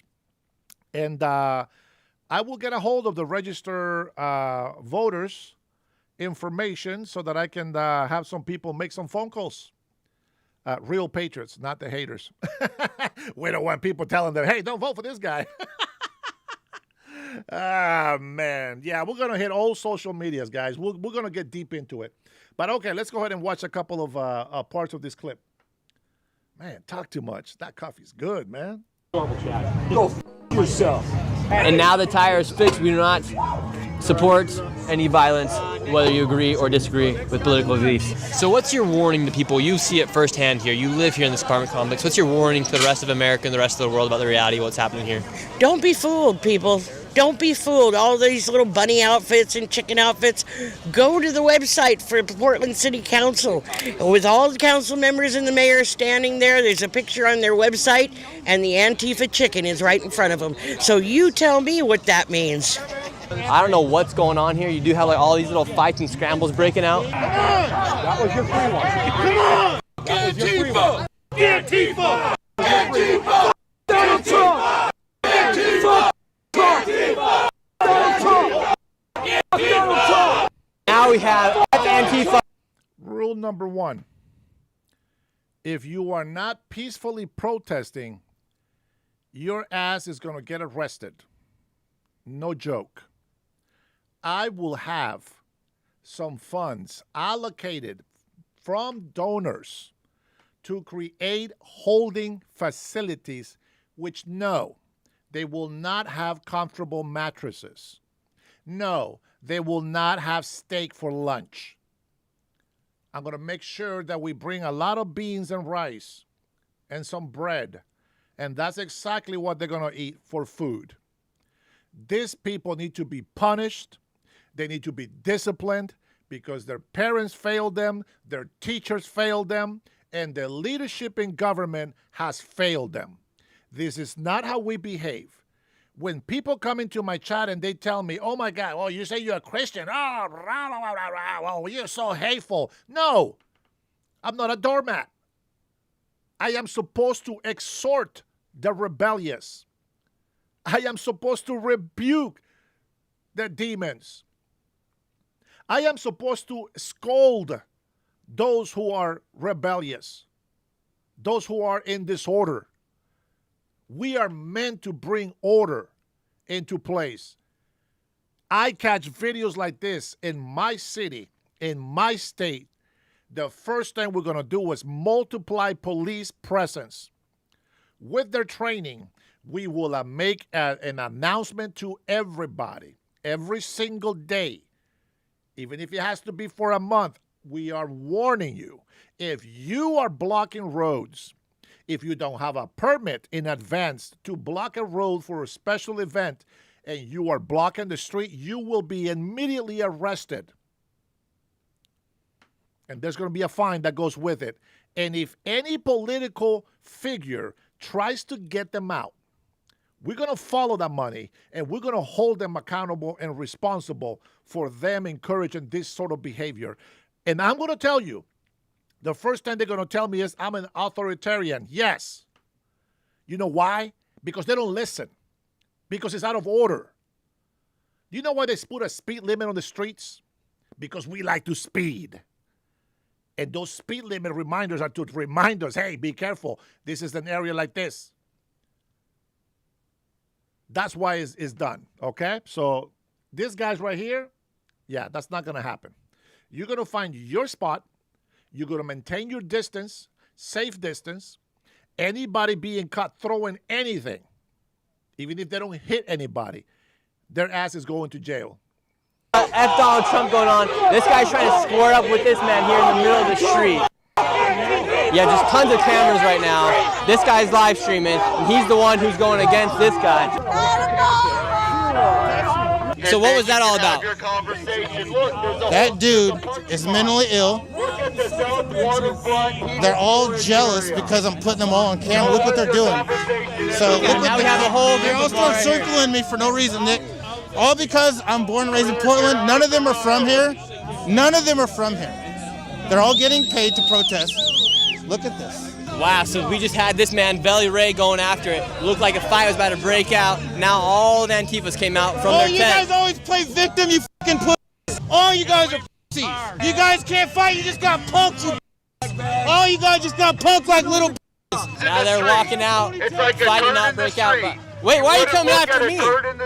See, if the police, if the mayor, if the governor, if the police are not here to do their job, you're going to have the civil. You cannot have civilians fighting each other, counter protesting with violence. And the only reason why that happens, well, besides being Oregon, right? It can happen in a blue state, any red state, doesn't matter. But the only reason why it happens is because of the soft laws on crime. And I'm going to tell you something. I'm going to go hardcore on crime. You commit the crime, you will be punished. And I'm going to tell you, the best advice that I have heard from Adam, which, by the way, I haven't seen Adam for a while, it's to make sure that I triple check everything that I do, that I have proof of everything that I do, because they will come after me 10 times more than they would for any other politician. So I need to really watch myself, watch my back, and everything that we say, because these guys are going to scrutinize me like crazy. And I'm ready for that. And we're going to go ahead and fight with the Constitution of Washington, and we're going to go ahead and allow the Constitution of the United States of America to come in play. And hopefully the judicial court will agree with President Trump's executive orders on every step of the way, and I will 100% support him as well. I challenge all these guys to a fight, and they all don't do it. They won't turn off the camera. There's a whole lot of talk there, but no fight broke out. No, I don't want to fight, but if they want to fight, I'll take them down to the river, but they won't do it. They won't. I've challenged 5 of these fuckers. They pepper spray. They accidentally punched me the other night. They got a free shot. I walked away in peace. Are you worried about slipping your shoeless? Your shoeless. Are you worried about slipping? Yeah, I'm dancing in the streets in the rain. Now we have a bubble show. It really does just feel like a bunch of child play. We have. So their logic is they're going to dress like clowns because they say eyes are clowns. Remember how many people come in here and call me clowns? Yeah, that's Antifa. This is what we say. We smell transtifia in the chat. The guys that come in here saying clown, those guys are the ones that support Antifa. Harley Quinn out here. Now we have another argument going on, another fight. Chandler, the legendary everybody poops at Chandler's house, is right here. Settle down, settle down. So this guy right here, his name is Chandler. Every single one of these Antifa guys that are protesting, they go to his apartment and they use the bathroom. That's why they call him everybody poops at Chandler's house. We don't make this stuff up, man. Everybody chill out here. Chill out. You pushed me on Chandler, what are you going to do? Chandler right now has a face of just pure rage right now. Whoa! Hit him. That right there, my friends, as a mental disorder. Yeah, hit him. Go. Now challenge yelled, hit him. And I threw it out. You're such a fucking liar. You're smiling. You're fucking smiling. You threw it at me. Fucking You threw it liar. at me. After you assaulted me. Can you only pick on fucking small people? You coward! Yeah. White man! Yeah. You can only fucking pick on small people! Look at the white man! Pants again, Ryan!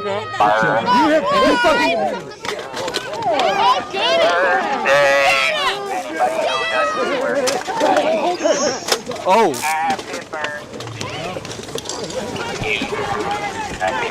Back out. The tensions between Antifa and the pro-Trump people here at this ICE detention facility were very high. I managed to start juggling to bring some peace to the table. However, that peace did not last very long. I headed back to the ICE detention facility center and was confronted by Antifa. Why are you so mad at me for being here? Because you're a fucking Nazi. I still can't hear you with You're that. a fucking Nazi. Kill Wait, yourself. what? What'd you say? You're a Nazi and your face is fucking ugly. Oh, thank you. And it gives me the ick and you should get the fuck Then out stop, of here. then get away from me. Your face is If I give you the grossing ick, me get out. away from me. No, your presence fucking upsets me, Okay, man. then. Get the fuck out of here. Get away from me then. No, get Then, out of here, bro. now you don't know You're a what. pussy. Move. Makes me. I'm not gonna make you do nothing. Yeah, so don't fucking tell me to do anything. Stop so it. Make me. What? Don't fucking touch him. Don't fucking touch him. I can move the umbrella. Don't touch him. I will fuck you up. You can't move. You can't keep touch saying this that, but you haven't done anything. shit. This is a no Nazi. I can't hear zone. you. I'm not a Nazi. This is a no I'm not a Nazi. Nazi. Zone. Get the fuck out. I don't know why you're getting so upset by my presence.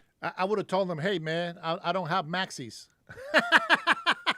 I don't have maxis. What the hell are you talking about? And this is what I blame the government. The police officers should be here. Police should be here, okay? This is not safe for anybody. The police is told to stand down by their mayor, by their governor. That's their fault that these people are in disorder. Like, do you just want to, like, I can be here just like you. And I'm not inciting any of this. You're the one. What? I can't hear you with the muffled mask. Alright. What? Alright. What? That's why you look scared as I can't hear you. That's why you look scared as I look scared? Yeah, Look at you got all you guys following everybody. Like, what are you guys doing? Like, can you keep saying you're going to do something?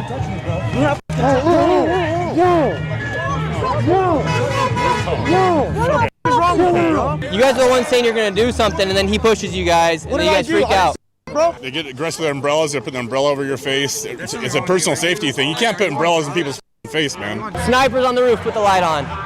Look how they all just start running. Why? It's like turning the light on and the roaches just scattered. Man, guys, I am laughing, but I'm serious about it, man.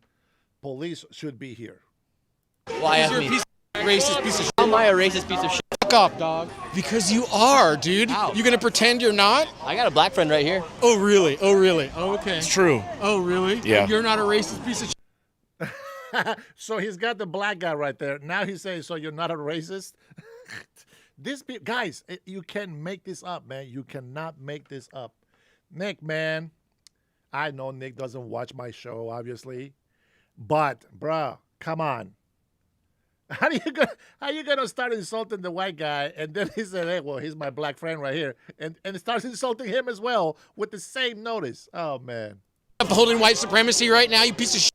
Fucking Uncle Tom. There you go. Be racist. Oh, there you go. Yeah, that's right. That is racist.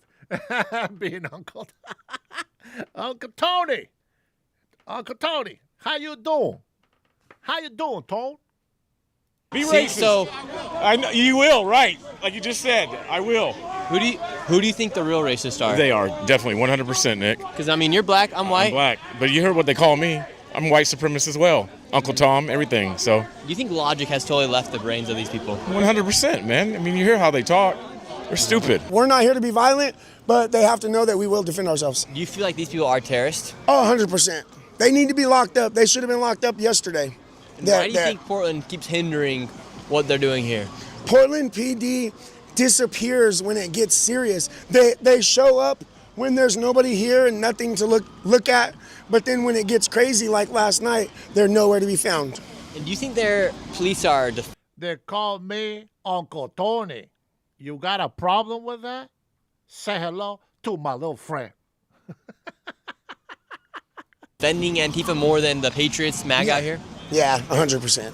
It's been proven they've arrested me 3 times, and it's absolute ridiculousness. And for people watching this right now, Tommy's banned from getting close to the ICE Detention Facility Center. No other member of Antifa has been banned from getting close there. But And you there's have. been Why me, did you get me banned? and 2 other patriots have been banned. They're banned 500 feet. I'm only banned 200. So if they And wanted to they've ban been Antifa violent from constantly. here, so if they wanted to ban Antifa from the ICE Detention Facility Center, they could because they've banned you. Yeah, the courts could 100%, but they let them right back out.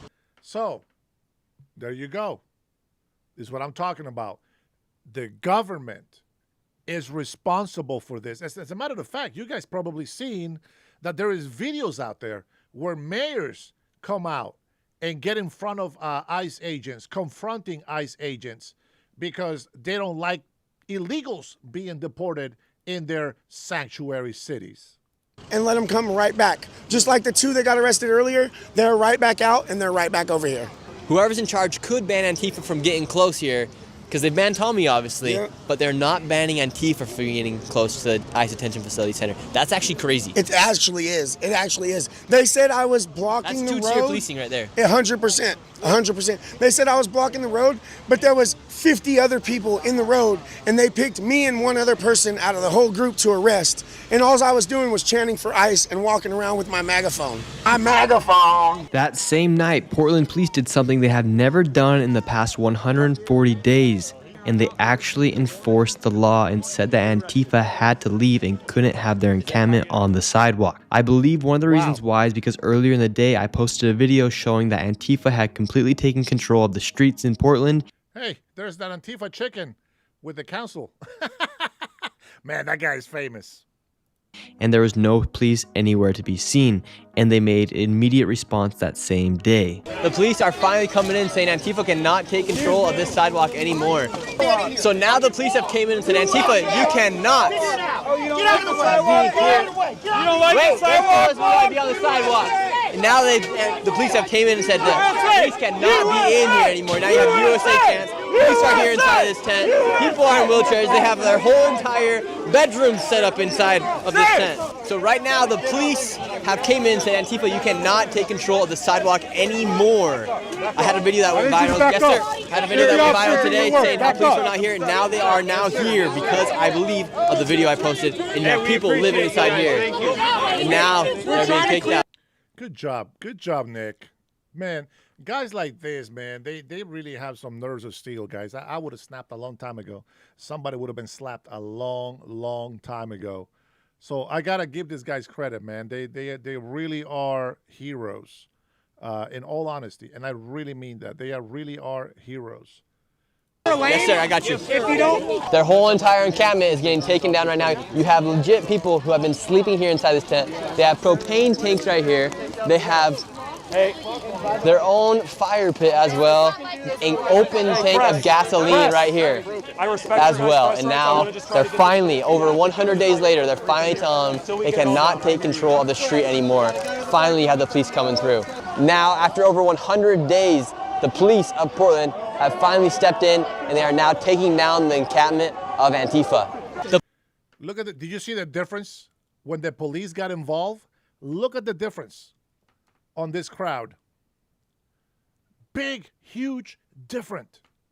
Big, huge difference. I mean, huge. We need senators and governors that are not leftists, that are not Democrat, that are actually trying to protect the peace of the citizens. We need more peace officers. Police have finally stepped in. Finally. To move people out of the encampment. Yep, and they are enforcing laws. They're saying they're going to, if you have open containers, they're going to arrest you for it. If you jaywalk, they're going to cite you for it. If you block traffic, they're going to cite you or arrest you for disorderly conduct. And look at all the graffiti in the back. I don't know if you can see that on the screen there, but there is a lot of graffiti in the back. And this is all because we've been putting tremendous pressure on them Ever since they decided they were going to arrest conservative journalists like me, rather than people like this that have been terrorizing this city. Wow, so now that it looks like the police are finally enforcing the law. Yeah, well, we're going to see. So they're saying they're going to enforce the law. We're going to see if they actually do it. They can talk big, but they need to actually follow through. This is going to be their moment to decide how this, how history shows this event here. This could be a turning point here in Portland. It absolutely could be a turning point here. Because now Antifa's losing their power. Yeah, and they know it too. They know it too. But this is an effort that from all of us, the national, people coming from around the country to show what was actually happening here. And dude, we're making tremendous progress. So just keep up the fight. Thank you for being here as well. People are getting their streets back here in Portland. Yeah, this is what we've been fighting for, and it's all. Think about all the people that live inside that building who haven't been able to just walk on the street, walk their dog in certain places, whether they want to walk on that sidewalk or not. You can't even walk on the sidewalk. They'll fucking punch you for it. Yeah. There's been a drastic turning point here at this ICE Detention Facility Center because now you have almost more patriots, MAGA, pro-Trump people than you have Antifa. So now Antifa is losing their power because their strength used to be in numbers, but now it has turned around for Antifa here, and now they're seeing more resistance, more than they've ever seen before. Now the police are even now actually enforcing the law here in Portland. I support the blue, but they were doing some stuff like tier policing, for instance, against Tommy, but now they are losing their power. We have a little battle going on right now, but Antifa is losing their power as this is one of the strongholds of Antifa here in Portland. Are you upset now that the police have came in and dismantled the encampment? No, because we're legally allowed to have a medical camp by the city. This does not look like a medical camp. No, this we're not legally allowed to have. All this stuff? This is just for fun. This is just for us to be able to eat because we're down. This is just for fun. These rebellious people are just having fun, guys. It is all for fun. See, but this is what the government's supposed to do. The government's supposed to make the cities safe for the people. I'm telling you, the West Coast has been blue for way too long. I want people to say, man, this city of Seattle, Washington State sucks. They don't allow crime. They don't allow homelessness. They don't allow violent protests. This city and state sucks. I'm out of here. That's what I want to hear. That is exactly what we want to hear. Hey, guys, thank you so much for being in here, man. I want to say I have been neglecting some of you guys that have become the stream boss for the night. And the reason for that is because our POTUS, Donald J. Trump, takes priority over every single one of us. So with that being said, let me go ahead and let me give credit to Cutting Edge and every one of those who have put super chats on my channel. Thank you guys for doing that. And let me see some emojis.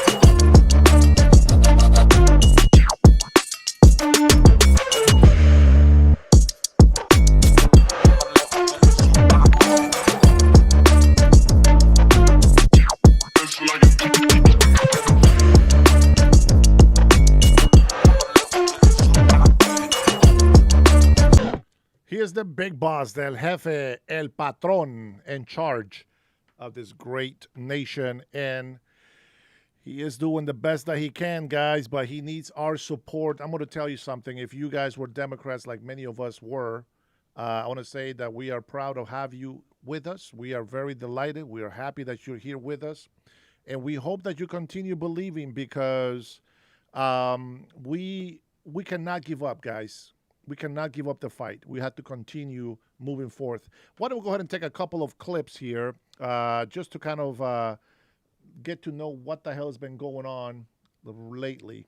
We're going to start with some Epstein information. Who in here wants to see some Epstein information? This is for the two trolls that are still watching us. Here we go. Let's see what's going on over here. So, a Fox News alert, the suspect in the Brown University shooting is dead. Attorney General Pam Bondi praising federal law enforcement and local authorities who found the alleged gunman in a New Hampshire storage unit dead by a self-inflicted gunshot wound and identified him as a Portuguese national. Officials also accusing him of killing an MIT professor and say he and the victim attended the same university in Lipson. Deputy Attorney General Todd Blunt joins us now. Deputy Attorney General, thanks so much for giving us some time this morning. Do you know, and I know this is early on in an investigation, any potential motive for such a gruesome crime? Good morning. We don't know. We don't know yet. That's something that everybody's going to be now focused on over the coming days. From the moment this happened, first in Have a good night, Kennedy. Thanks for hanging out with us, brother. Enjoy your weekend. Rhode Island and then in Massachusetts, the federal law enforcement worked closely with state law enforcement. The Attorney General and I were on the phone with the leadership yesterday, and everybody has been focused completely on finding this killer. And so now that that's happened, we'll now continue to focus on understanding what happened. I want to just say, echo what the Attorney General said, which is that while completely tragic and while our hearts go out to the victims and their families, this was a all-out effort by the FBI, by ATF, working with our state and local partners 24 hours a day since this happened. And what you see and what you saw yesterday is a result of those efforts. And so I appreciate the work that everybody's done to catch that killer. And I expect that we'll learn more in the coming days. But the answer is right now, there's a lot we don't know and that we have to find out. Is there any plans for the administration to review the university's safety protocols? We're learning more information that the suspect 2 weeks before the crime was casing the location. You have homeless people that were living in the building. Obviously, this one ended up being a hero. But it is concerning that the cameras aren't working, people living within inside of the building, and they weren't able to detect someone casing the scene. Yes, that's something that everybody's concerned about. Certainly the Attorney General, the FBI, we're concerned about that. But so is the university, and so is the state and the local law enforcement, because that is what we rely on to catch bad actors is not only witnesses but also cameras and surveillance. And so the fact that there was some failures here, some potential failures is something that everybody's focused on, and everybody should be focused on, and I expect we'll hear more about that in the coming days as well. Meanwhile, today marks the deadline for the DOJ to make the Epstein files public after the president signed a law requiring those to be released. So in these files, are we going to learn any new information about Epstein and people that may have been associated with him? So yes, so today is the 30 days, and I expect that we're going to release several 100,000 documents today, and those documents will come in all different forms, photographs and other materials associated with all of the investigations into Mr. Epstein. And just so everybody appreciates, President Trump has said for years that he wants full transparency, and he wants the Department of Justice to release everything that we can with respect to this investigation and cases. And we saw during the Biden administration radio silence from the very Democrats that are screaming from congressional steps today that we haven't done enough. But guess what? President Trump signed that law 30 days ago, and we have been working tirelessly since that day to make sure that we get every single document that we have within the Department of Justice, review it, and get it to the American public. Now, the most important thing that the Attorney General has talked about, that Director Patel has talked about, is that we protect victims. And so what we're doing is we are looking at every single piece of paper that we are going to produce, making sure that every victim, their name, their identity, their story, to the extent it needs to be protected, is completely protected. And so I expect that we're going to release more documents over the next couple of weeks. So today, several 100,000, and then over the next couple weeks, I expect several 100,000 more. There's a lot of eyes looking at these, and we want to make sure that when we do produce the materials we're producing, that we're protecting every single victim. A judge in New York has required the U.S. Attorney in New York to also look at the materials to make sure that victims' information is protected. So, the judge in Sorry, I only got 10 seconds left, Todd, but real quickly, since you guys are releasing these files, we shouldn't expect any charges to come out, any more charges, right? Well, look, as the president directed, it's still being investigated, and I expect that will continue to happen. So we, as of today, there's no new charges coming, but we are investigating. All right. Todd Blanche, thanks so much for joining the program. Thank you. I'm Steve Ducey. I'm Brian. It says that was misinformation.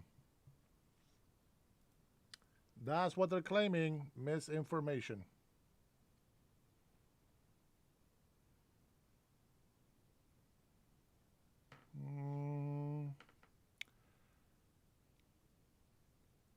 Yeah, they're saying that it was misinformation. I'm not sure what else I can look for in there.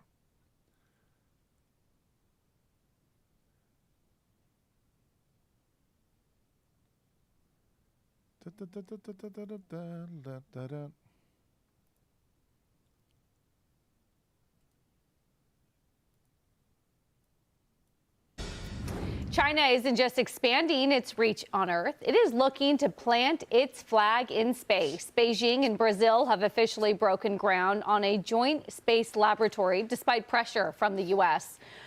This is a clip from 7 days ago, and I don't know if you heard of this, but yeah, these guys are really trying to get something going before we finish the Golden Dome from being project. Washington says these projects can cause serious national security risks, like massive radio telescopes that can double as surveillance tools.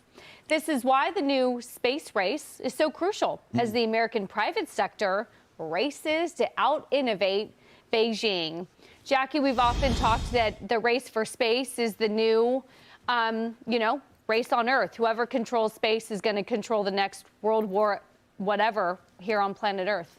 Yeah, and I think AI will probably be a large part of that too. So I think they go hand in hand to our previous conversation. What scares me is this China-Brazil partnership. Isn't Brazil where all of a sudden they started getting their soybeans rather than buying them from us? So I appreciate what the president is trying to do here with national security, and I'll bring this back to tariffs and trade policy, foreign policy in general, which is to try to reestablish the United States as the world number one in world dominance, which we are, certainly the richest country, and to take back some of the power that we've worked so hard to cultivate, that the wokesters in this country have thus given back and given to some of the evil and bad actors around the world who now you see partnering, trying to beat us in very, very crucial. And why is it that all these countries that partner up with China are oppressing their people? Like they're socialist communists. How is that? How does that not click to people that is a problem? Like, I don't understand how people don't see that as a threat. I made the example, right, of the president of Honduras, changing positions in the military to protect her ass so that they don't come after her and investigate and audit where all the money that has been sent to Honduras has gone. She's given millions of dollars to the big, leaders from the military force, et cetera. And nobody says anything about it. Everybody says, oh, yeah, she's great, but only in her circle. Other Hondurans are complaining about it. Welcome back. U.S. Special Envoy Steve Witkoff will meet with officials from Turkey, Qatar, and Egypt today in Miami. They're discussing phase 2 of the Gaza peace plan. This phase expected to be more difficult, finding a way to disarm Hamas, establish a board of peace to oversee reconstruction of Gaza, and then hand over the administration a, quote, independent committee of technocrats. Joining me now is Heritage Foundation National Security Vice President and former Deputy National Security Advisor to President Trump, Victoria Coates. Victoria, always a pleasure. Thanks so much for weighing in this morning. What are you expecting the crux of this conversation today to be around this phase 2? Well, good morning, Maria. Great to be with you. This is a really important meeting. It's the most important meeting we've seen since the president was in Sharm el-Sheikh in early October for the announcement of the deal. So these are the foreign ministers, as you said, Qatar, Egypt, and Turkey, coming together to talk about this next phase 2 in the president's plan. And the Israelis have been very clear: we can't move on to reconstruction of Gaza till we get that final deceased hostage back and Hamas starts to disarm. So I think those are going to be two of the key topics on the table. And then we can move on to the rebuilding of Gaza, which is actually, I mean, it's a big task, but it's not complicated. I worked on that file for a year. Everybody knows the projects that need to be done, but we have to get through these first steps. So tell me about those first steps and how tough it will be to get Hamas to disarm. Yeah, that's really going to be the critical piece here, because the Israelis, again, have been crystal clear they can't go forward with their security if Hamas remains a threat. They cannot risk another October 7th, and nobody should want them to have to do that. So that is going to be the key. These are the countries that have a lot of sway with Hamas and also a lot of control over Hamas, because remember, Hamas has parked their senior leadership and a lot of their assets in Qatar. If Qatar is now cooperating with the Trump administration, as they appear to be, they can put enormous pressure on Hamas. Oh, that's right. Don't forget, guys, New Year's Eve on the 24th at 7 a.m. I hope I better not forget. 7 a.m. I am going to start a prayer. If you guys want to join, obviously you're more than welcome. New Year's Eve, 7 a.m. We'll do a prayer. I don't know how long it's going to go. I am going to pray for a lot of things. And if you guys want to be part of that, you are more than welcome to join. To start this process. And bear in mind, the president's plan also contains in it an off-ramp for Hamas, the leadership that want to lay down their arms and then leave Gaza. They can go somewhere else. They can go to a third country. So they have that option. So that's what the Egyptians, the Turks, and the Qataris may be pressuring them to do. Yeah, well, I mean, Lindsey Graham said to me on Sunday, look, I don't want to hear anything about any board of peace until people stop talking about a two-state solution. I mean, that was one of the issues, he said, was behind the, terrible incident in Australia. No, Senator Graham is absolutely correct here, and it was truly shameful in August to have the Prime Minister of Australia recognize some sort of Palestinian state in diplomatic theater at the United Nations. It was just pandering to the radicals he knew were in his country. And guess what? It didn't work. They remained radical, and they attacked all those innocent people on Bondi Beach on the first night of Hanukkah. It's absolutely disgusting. So, yes, I think right now a two-state solution is not viable for Israel. There is no mechanism that the Palestinians have developed to run a state.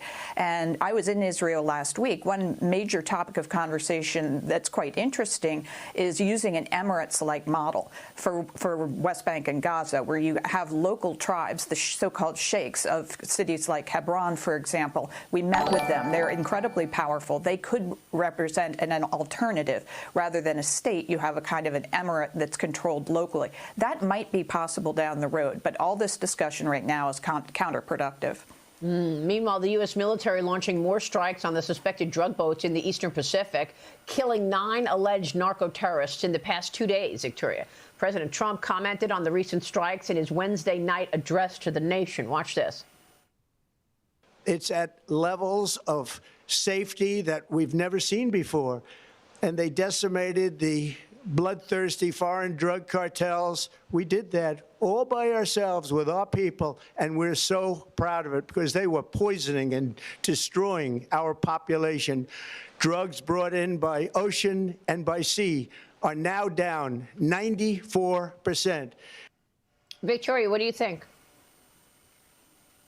Now, the president is absolutely correct. This is a direct threat to the American people, and I think we all know families that have been touched by the scourge of these horrible drugs that are being unleashed through Venezuela up into the United States. And the Secretary of War, Pete Hegseth, and the president have targeted this maritime route, and they are taking it to these narco-terrorists who are, bear in mind, part of these cartels that are related to the government of Venezuela. These are not independent actors by any means. They're taking their direction from Nicolas Maduro. That's why the president has said he needs to go. He is a narco-terrorist himself in cahoots with these cartels who are murdering Americans. So also of great interest was the seizing of that oil tanker, one of the so-called shadow old sort of illegal tankers that Maduro is using to illegally sell oil. He uses that money to keep his cronies happy. If we start cutting them off, he's going to lose some key support. And I think the president's plan has a good chance of then working.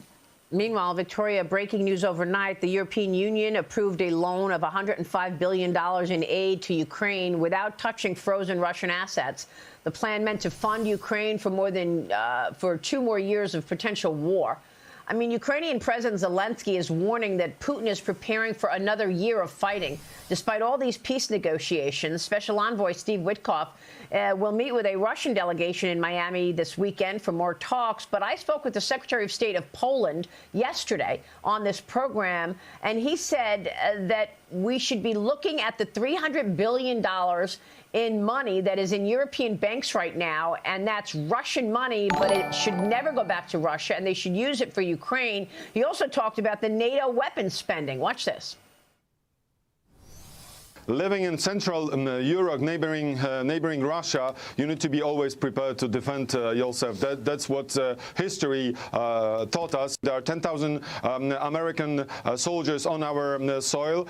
The vast majority of the cost of those troops stationing in Poland is on us, on Polish taxpayers. Billions of dollars are being spent on American equipment, but we are happy with this cooperation with our great American allies, and we are ready to continue that. What we need to do as NATO is to react not only politically, but investing also in our air defense systems, but not only through fighter jets, because we are fighting balloons and drones, which cost is very, very limited.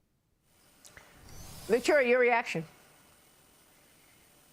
Well, I agree with Roddick. What my old boss, Don Rumsfeld, used to call New Europe really is standing up, making their defense pledges well over 3.5%, some of them over 5%. It's really incredible, and we need the larger economies in Europe, particularly Germany, France, UK, to match that. And that's what ultimately, Maria, deters Putin. His economy is a $2 trillion GDP per year. In Europe, it's close to 20. So Europe alone, forget the United States, Europe alone dwarfs Russia. They should be able to take care of this problem. I'm a little bit more skeptical in terms of what is being recommended in terms of using the frozen Russian assets in Europe for the reconstruction of Ukraine. It sounds good. I mean, I would love to have Putin pay for the reconstruction of Ukraine, but at the same time, I think the European financial institutions need to be quite cautious about the kind of precedent that may set. So I think what they did in Brussels yesterday, the extension of this loan, the funding for Ukraine, is probably a better mechanism here. And before we get to the next clip, I want to show you guys some love and enjoy this beautifulness in this holiday season.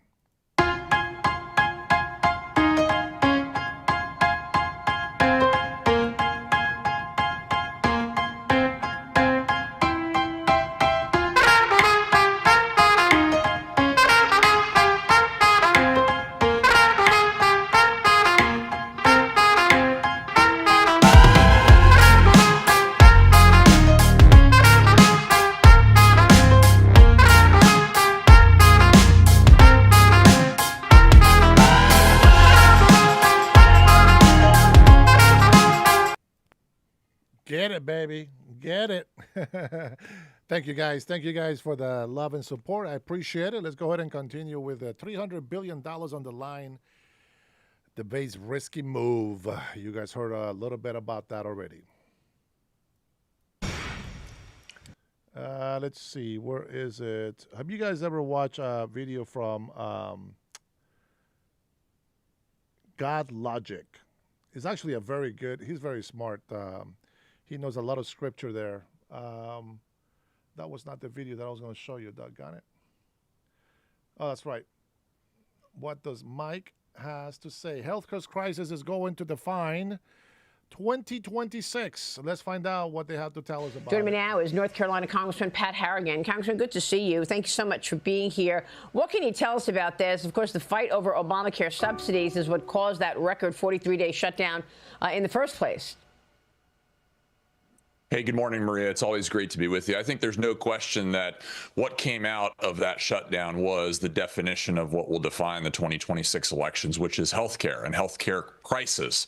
That issue is not going to go away for anybody. As we all know, Americans are seeing significant raises in their healthcare premiums and associated costs. And so at the end of this week, we actually put forward a bill that takes some really solid, common sense, free market approaches to reducing healthcare expenses for folks. I mean, I think many folks across the country will see reductions of up to 20% in their associated healthcare costs. And I think this is just the beginning. We've got to put forward a full-blown reconciliation package that is built around changing the healthcare system and creating. That might be a thing, bro. I mean, some people get money, man, during war. So if that's what it takes to make that money, I don't know. You know, we heard all these rumors about President Zelensky and his little drug addictions. You know, I don't know about that stuff. That's just a rumor. But nonetheless, man, a lot of people benefit from wars, and that's not a rumor. That actually happens. You know, the Bushes, they made millions of dollars on that Gulf War. Nobody wants to talk about it. You know, we did an attack in in the Middle East to Saddam Hussein with his whole weapons of mass destructions, and it was all BS. They lied to us. The intel was wrong. CIA lied to us, and nonetheless, nobody wants to acknowledge that we have made those mistakes. The health care bill, you know what? We're just gonna have to wait and see what happens with that, because right now, it's not going to make a difference to us, but this right here, my friends, it's important. Minnesota has become ground zero for government incompetence, waste, fraud, and abuse. And if we lived in a sensible society, the people running that state would be removed from power permanently. Over the past few weeks, the Somali fraud story started off at around $1 billion, right? And that was bad enough. That quickly became billions. And then yesterday, that number skyrocketed. The U.S. attorney in Minnesota talking about a completely different scheme here, announcing state programs were targeted with fraud, and the state is absolutely swamped with these crimes, he says. The feds believe a significant amount of the $18 billion paid out by Medicaid to Minnesota programs was fraudulent. Prosecutors believe it could be as much as half of that $18 billion. So that's $9 billion more added to the already billions we've seen. Added up, you're getting close to potentially $20 billion in potential fraud, a huge sum of that, much of that stolen by Somalian refugees, people who begged for their lives to be allowed into your country and then thanked you by stealing a tremendous amount of money. Now, we're talking 15, 20 billion, right? For reference, the entire gross domestic product of the nation of Somalia annually is $12 billion. It is one of the most ridiculous stories I have seen after doing news for 20 years. Here's the U.S. Attorney for Minnesota describing the absolute scale of this operation.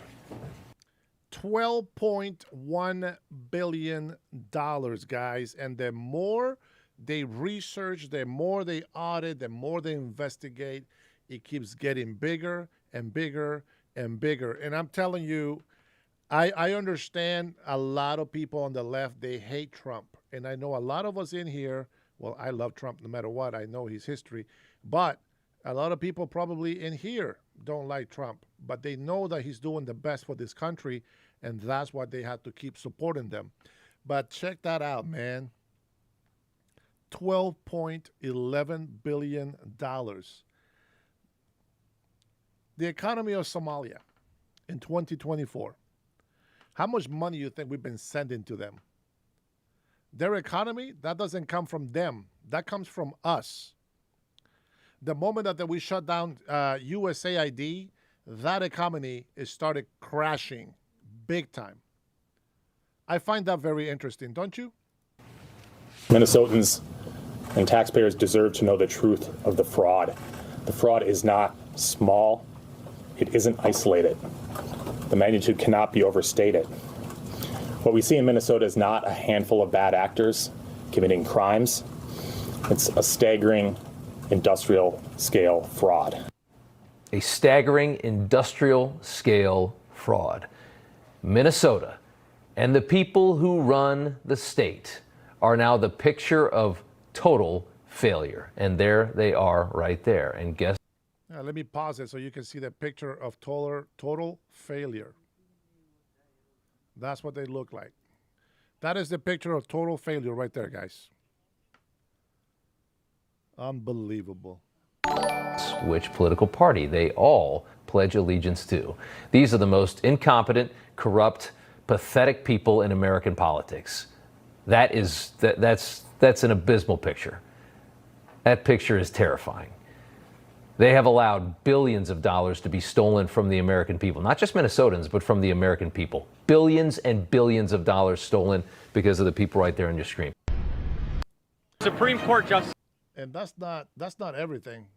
Check this out. Check this article back from not too long ago. This is October 21st, I heard. Okay.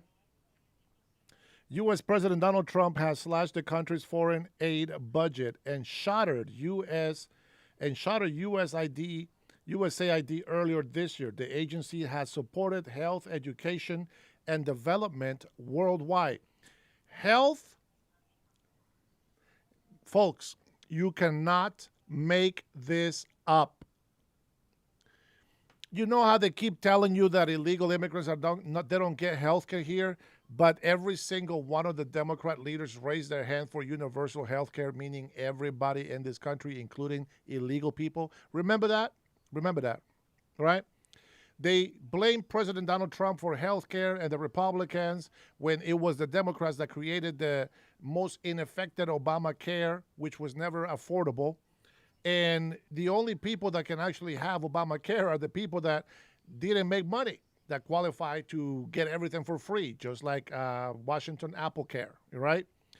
So the agency USAID supported health, education, and development, not in Somalia, but in Somalia and around the world.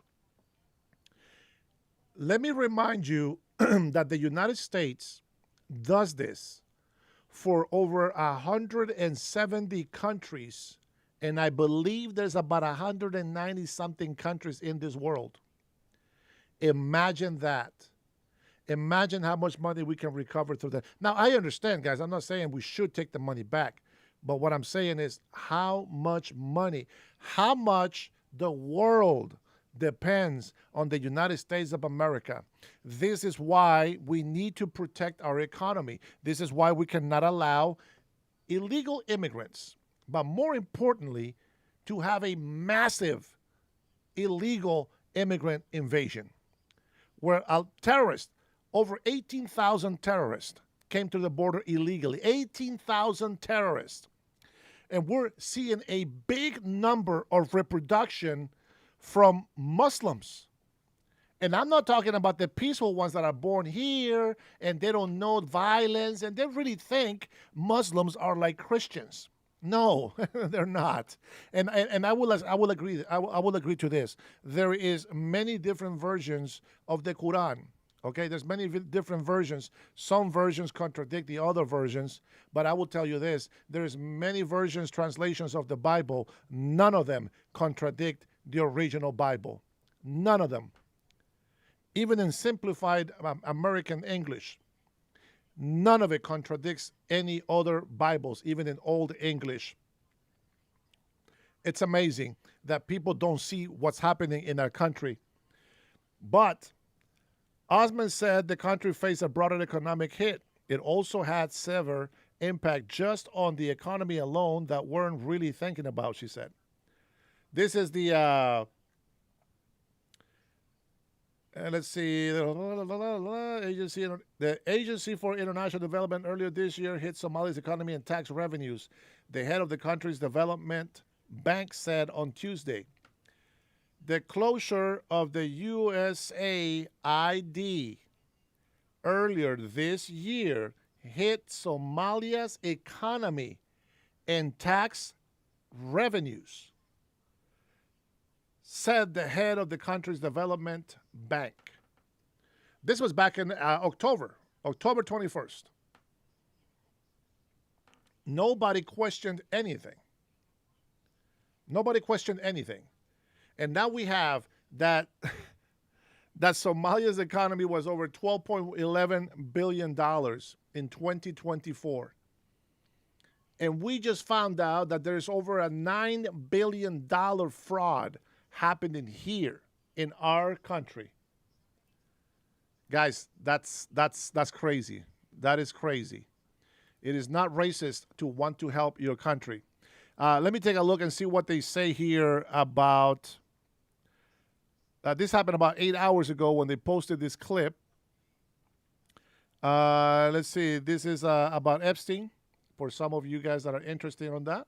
The Department of Justice has just released a treasure trove of documents. I don't know if it's the complete amount, but they're releasing some. Good. No, I'm glad, but they should release everything. There should be no redactions. If you're somebody who's accused somebody, you no longer have the right to privacy.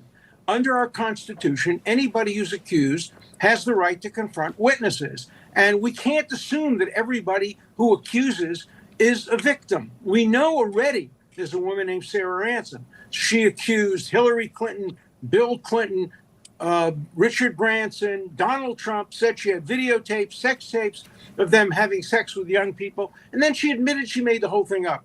Imagine if they released the names of the people. Imagine that. She made it up. Guys, I'm showing you this so that when you see the libtards coming into our show saying nonsense about the Epstein files, you guys have some knowledge about it, okay? Accused, and they withhold the information about Sarah Ransom that she is a proved perjurer.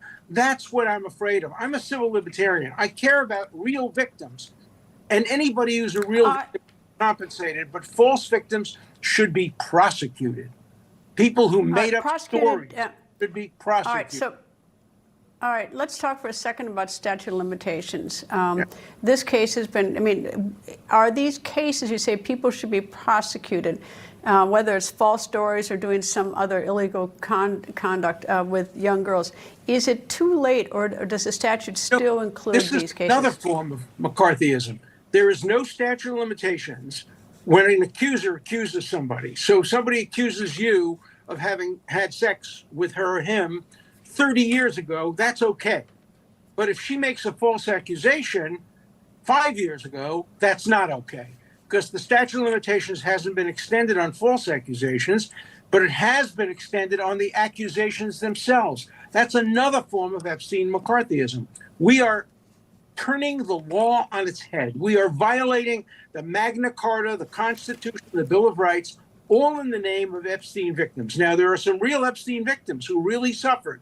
But there are people out there, and I know names of people who never heard of Jeffrey Epstein, never met him. But their lawyer said, hey, you were in Palm Beach at the time. Why don't you say you had sex with Jeffrey Epstein?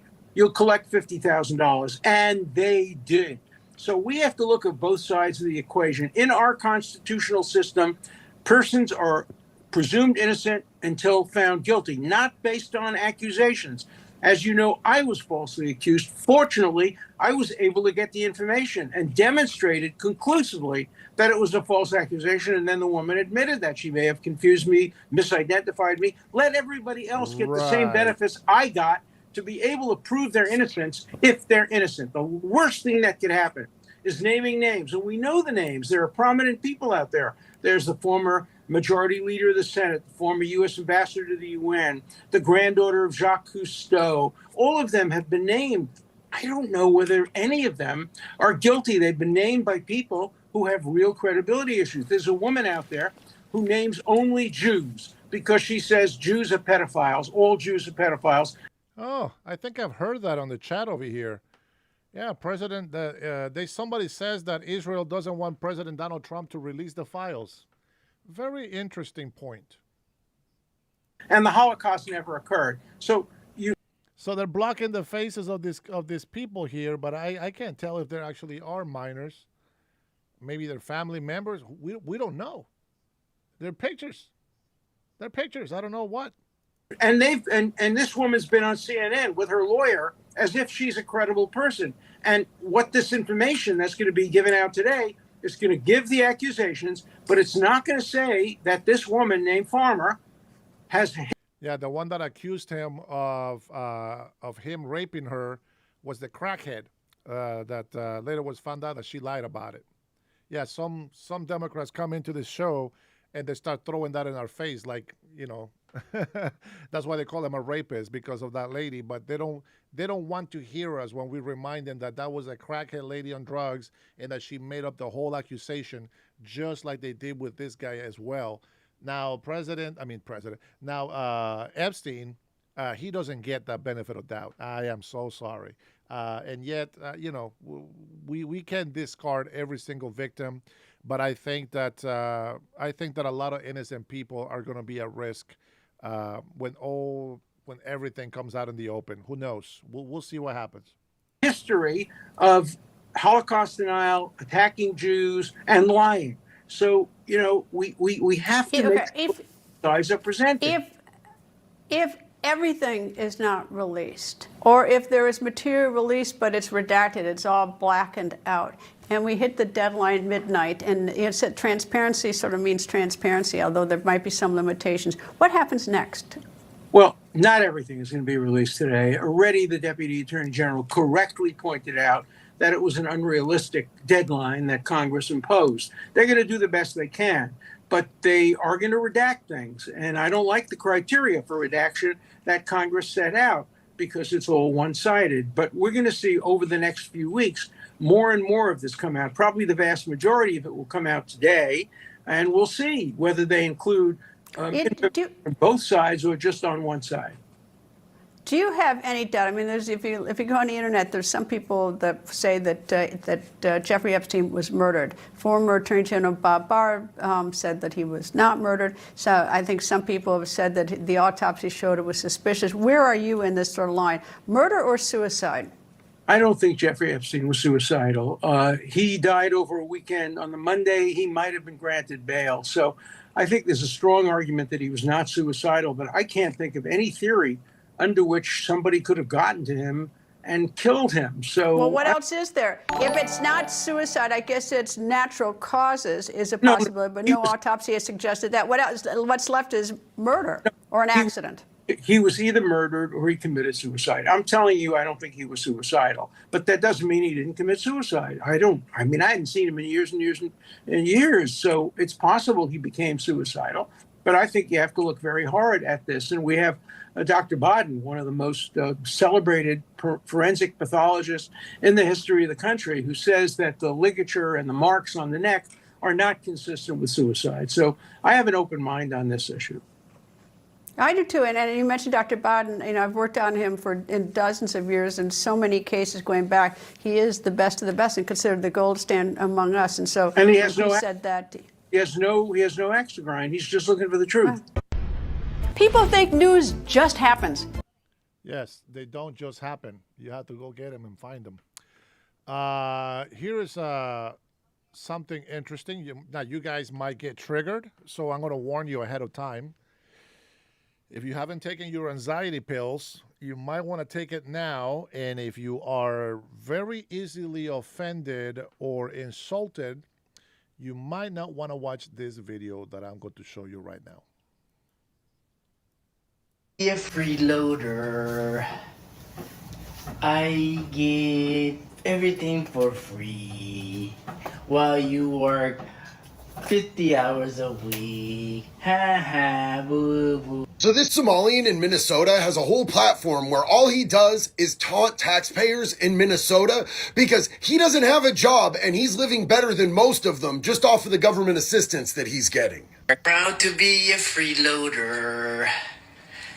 I get everything for free while you work 50 hours a week. Ha ha, boo boo. Somalians is taking. We took these people in as refugees, and this is their attitude towards us. What do you think we should do with these people? Let me know down in the comments. Can someone get this guy's info? I am proud to be a freeloader. I am a freeloader. Why would you do that? Well, this is how dumb these people are, guys. This is how dumb they are. I count on your income tax, yeah.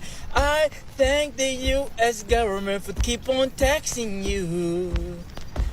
I really like what they do to you. I like the U.S. government and the way they taxing you. I like everything they do to you. It's always to my face. Okay, I can. I didn't take my anxiety pills, guys. I can't take that. Oh, man, I cannot handle that idiot. What a jackass. What a jackass. We do have our next video here. Let's see. Dems take no accountability. This guy actually makes a better video than that actual content creator. The two-party system is all part of the con, a game that, as I've mentioned several times, that I, as an American and liberty-loving Latino, know. Well, hold on, SA.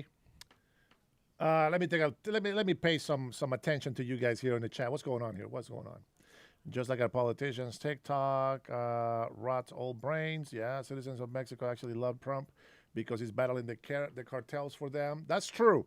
Mexicans in Mexico love Trump, but a lot of, legal Mexicans in the United States of America love Trump, and Mexicans in Mexico love Trump, but illegal immigrants and anchor babies don't love Trump.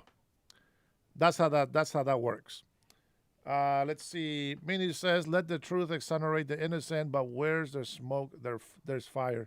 I just think that the people have been making a big deal about the Epstein files, and they're just running on theory. See, this is something that I don't do. This is why I don't really talk too much about this, because I'm just going to have speculations about the situation, and I don't like to have that. I'd rather just, you know what, let them work the files out, let the courts go through it again, let the DOJ, let everybody that needs to be involved in it, let them go through the whole thing.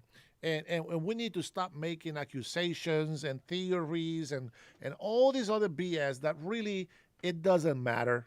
It doesn't matter, because at the end of the day, what we need is proof, okay? And all the proof that we have seen has not pointed towards President Trump. And all these people keep bringing this whole Epstein, Trump is in there, Trump is in there. You know what? All these people that come in here, but not just here, everywhere, that they keep saying that President Donald Trump is a pedophile, I would think, I would believe, I would assume that they are against Muslims, because those are the real pedophiles, real life pedophiles who use their religion to do whatever they want on females, no matter what age. And it's very sad that a lot of people don't want to see that. Not because they don't, it's because they don't want to see it. No longer wish to play. Leftist equals fraud. I provide more evidence to support my new mathematical constant in today's preamble. Let's start here. It's a video that has gone viral, posted by Wall Street Apes.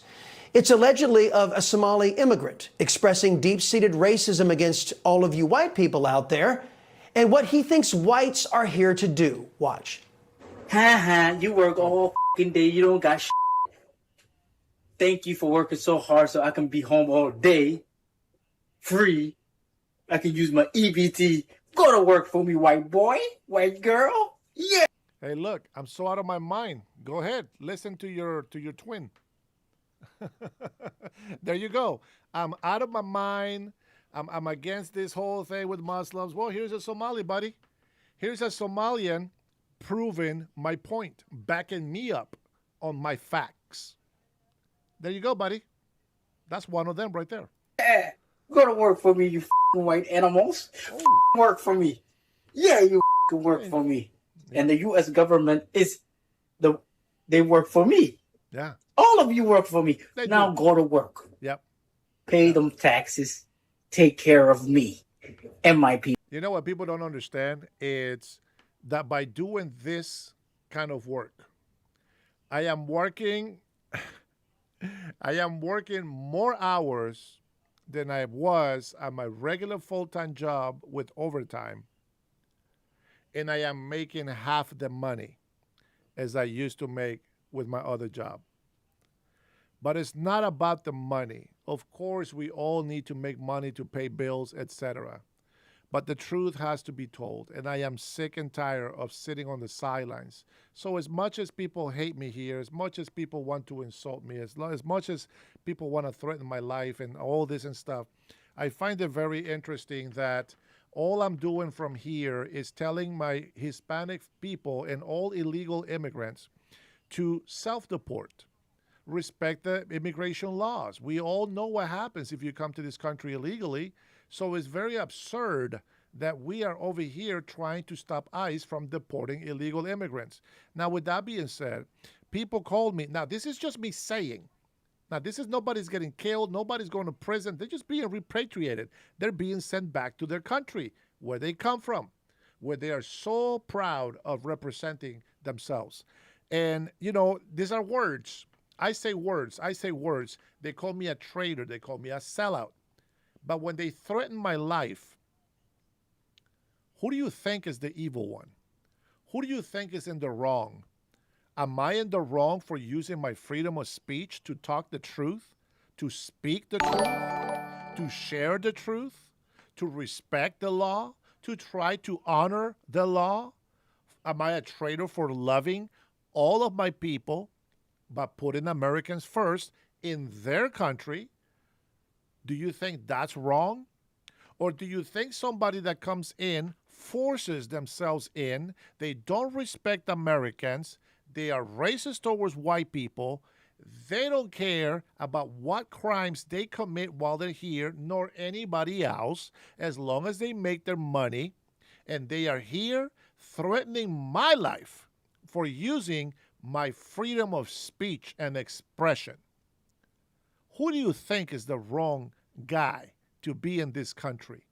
Who is the real traitor? The one that threatens the life of one of his own Latino people? Or the one that just speaks the truth, that forces his Latino people to respect the law and have some pride in themselves being responsible, hold themselves accountable? Who is the real traitor in this scenario? Who is the sellout? Is the one trying to make peace the one that's going to be a sellout? Come on. You hear him. You hear it on the videos that we play from ICE deporting people. You're brown. Beep, beep, beep. You're brown. I got 2 brown kids. You're brown. So racist. It's nothing to do with race. No color. We're only one human race, number one. I call it racism because that's how people interpret it. But it really is just prejudice. There's only one human race. There's no other races here. And I find it very stupid. I find it very, I don't know, idiotic. It doesn't make sense. You're out there saying they're being racist, and yet you are the one being racist, acting very prejudiced, hateful. I don't want to see this in my community, they say. Oh, you should be ashamed. Shame, shame, they say.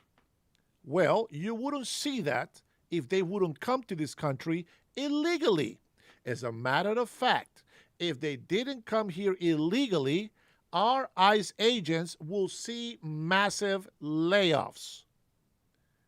And who knows, maybe that will be their ticket to be law enforcement for the local police. Look at this guy's eyes, man. These people, I am sorry, but when President Trump calls them garbage, right here, this is the perfect example of what President Donald Trump calls garbage. And many people defend people like him. Garbage. All right? This is my land. I control this place. This is my reality. You all gonna be enchained. I'm gonna lock all you guys up if you don't pay your taxes. Okay, again, I have no way of determining whether this man is a Somali immigrant or whether or not he's in our nation. He is Somali, bro. He is Somalian, bro. He's Somalian. That is no joke. Whether he's legal or not, I don't know. Courtesy of fraudulent applications or here legally. What I can address are his words. And I will ask this question. How does anything that man said differ from the values and policies that have been on full display from Democrats, leftists, and the institutions they've been in control of for the last 20 years? You know, I'm not the only one. How much did you spend with Joe Biden? I'm just curious. How much time did his senior staff spend with him? How much time did you spend with Joe Biden? Zero, about the same amount as his staff. Eloquent job of explaining just what a disaster Obamacare has turned out to be. It's neither affordable and there is no care. It was an act. So what's killing your party is a failure to be honest with the American people about why you lost the last election. I am not accustomed to helping your party do anything. Yep. But let me give you some advice. This was the dumbest thing I've ever seen. Bro, with that name like yours, you shouldn't be talking. I think you're Somalian and you don't know what a Mexican looks like. But if I look Mexican, it's all good. I am Hispanic. They are my people as well. Let's see. That's not it. I'm going to go ahead and play a little bit of Benny. Benny has put a little video together here, some clips. I don't know if you guys like Benny. Sometimes he gets on my nerves, but he's actually got a lot of good content to watch. So let's go ahead and steal this clip from him. I'm sure he won't mind. He only has a 6,000,007 subscribers. I got 14,000.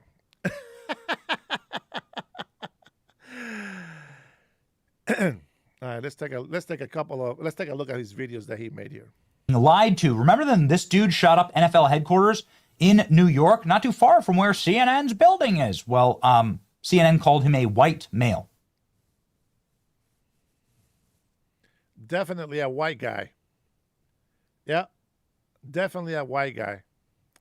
And so was the pipe bomber. He was also white. As browner than this guy, but he was still a white guy, according to CNN. You can get people killed doing stuff like this.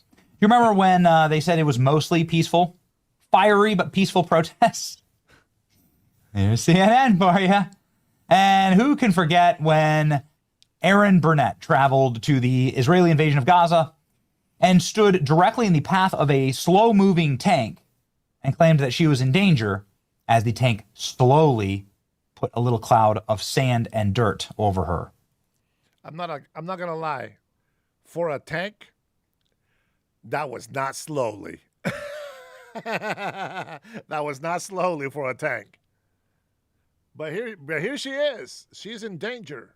She's putting her life in danger, and she's putting her life in danger by by standing on the side of the road where the tanks are going through. Can't make this up, folks. Can't make this up. Yes, it's not like you could move anywhere else in that gigantic field you're standing in as the slow-moving tank rolls toward you. Remember, have you guys seen a clip of the news reporter? He's like, oh, the storm is so strong. And he's like, oh my God. And then somebody goes behind him. He's just walking normal. That's exactly what that reminded me of right there. But look, I don't blame them because people want to see, drama. They want to see people in pain. You know, this is why protesters are trained. Yes, they are trained. They are trained to get up close and sight a reaction from ICE agents and police. They get really close and very close, like flinching like this, like they're going to do something to get a reaction. And then when they do get a reaction, everybody's recording, they get tossed on the ground and they keep fighting, refusing arrest. And it makes it look like the agents are abusing the man's or the woman's rights. That's the game. That's how it's played. You can't play the player. You can't play the player. Well, actually, you can't play the player. All right, don't hate the player. Hate the game. Speaking of somebody who has tanked their life and career, Volodymyr Zelensky, in a famous CNN interview, being asked by Aaron Burnett some of the toughest questions we ever heard in journalism. As a human being, so many people look. Honestly, tell me, what do you think of this interview? Look at her face. I'm going to try to get Benny out of the way. Now, the video is not really good quality because he's watching a degraded video himself in his X account. But tell me what you see on this video, okay? I'm going to try to make it a little bit bigger for you. Look up to you. They rely on you. No one can imagine how hard that is. Do you do anything for yourself? Are you ever able to take a minute to read or to listen to music or something to sort of give yourself that a moment? I have such moments, important to be in silence, to be alone, and early in the morning when there are no sounds, no people, nobody. I mean, the people, our staff. I mean, nobody. I'm gonna laugh before. Hey, Hawaiian brother, mahalo, right, babe? That's what they say, mahalo, mahalo. Yeah, mahalo, man. Yeah, my kids, my wife is Samoan, man. My kids are American. They are not Mayan descent like me. They are not Polynesian. They are American. Now, if they try to check an ethnicity, yeah, sure, you can say Polynesian, you know, Hawaiian, Pacific Islander, etc. But yeah, man, you're an American, brother. You are an American, and so are all my kids. It's the most painful thing to ever watch CNN programming. It's like love at first sight on this video. Let's see. Glad you're here, Gene. Absolutely, man. 100%, bro. Brada. Let's see. Looks like he's trying to. That is exactly right, bro. That is it. And look at her face too, though. Like, it looks like she just fell in love with this guy. And what's funny is this. Look. Look at his face when he looks at her. Awesome Gaming says, "Ay talofa uso. Malo soy fua." Look at his face, bro. She looked like she fell in love with Zelensky, bro. It's the most painful thing to ever watch CNN program. I don't know. Maybe they did it on purpose. Maybe they were just trying to pull some type of, I don't know, paranoid. I don't know, whatever the hell it's called. It's some parody, guys. It's a parody. That's what I can think. There's no way that they air this thing out. She looks like she just fell in love with Zelensky. I am sorry. And she never looks like this when she talks about President Donald Trump. Very interesting. Which is why my single favorite clip ever from CNN is CNN's Trump supporters chanting over CNN's live shot. Iowa and North Carolina are really states that should be in the bag for President Trump right now. That's an indication as to how much trouble he's in politically right now, Wolf. And as this crowd is chanting that there are members of the press here who suck, I should also point out, Wolf, what also sucks, getting the coronavirus. Jim Acosta, you do suck. You're the worst reporter I ever seen in my life. You're the crappiest reporter. How did he get paid? How did he even get hired? As crappy ass reporter as he is. I don't know. Maybe CNN trained him to be that way. What a loser. You got him, Jim.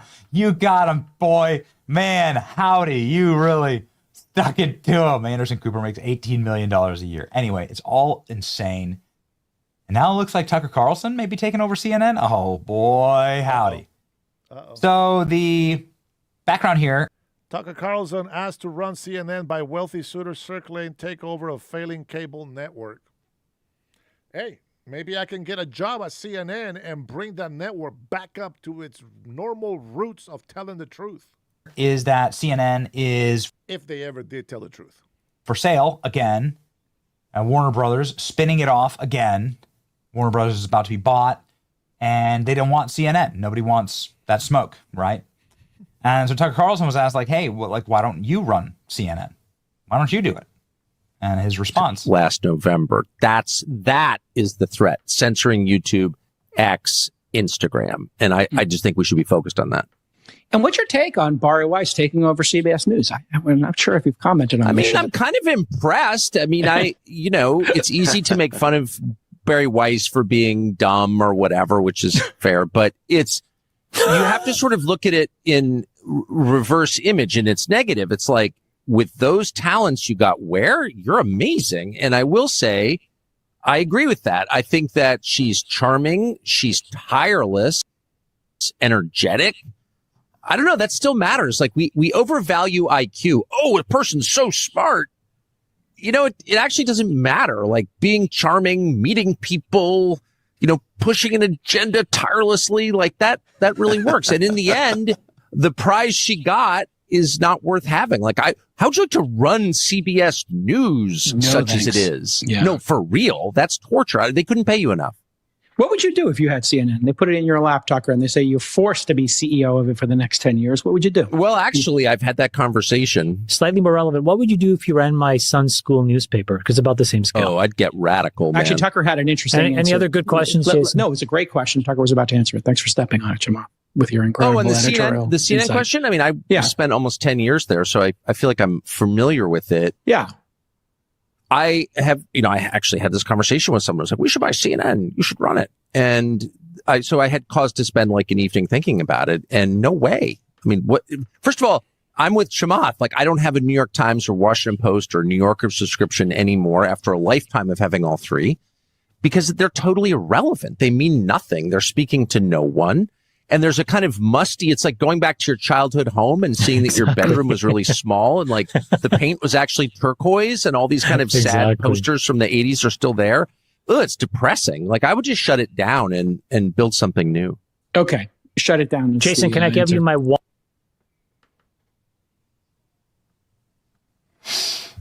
Tucker was offered CNN. He said it 3 times. Yeah, I've been offered CNN, to run CNN. I worked there for 10 years. He did. He had a hit show there called Crossfire. That'd be interesting. Is it part of this? Billionaire plots radical overhaul of CNN with top stars axed in stunning secret pitch to tempt Trump. This is part of the CNN sales, right? So they're spinning off. They're buying Warner Brothers. 2 companies are competing to buy Warner Brothers, Netflix. Thank you, Benny. Got my own show to run, buddy. Check out this clip right here. Let me see what this is all about. What is this all about?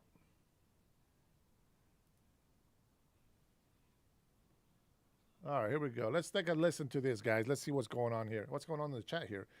Ice is awesome, says Frankie. Good job. Some people are smart in the chat. Is he even MAGA anymore?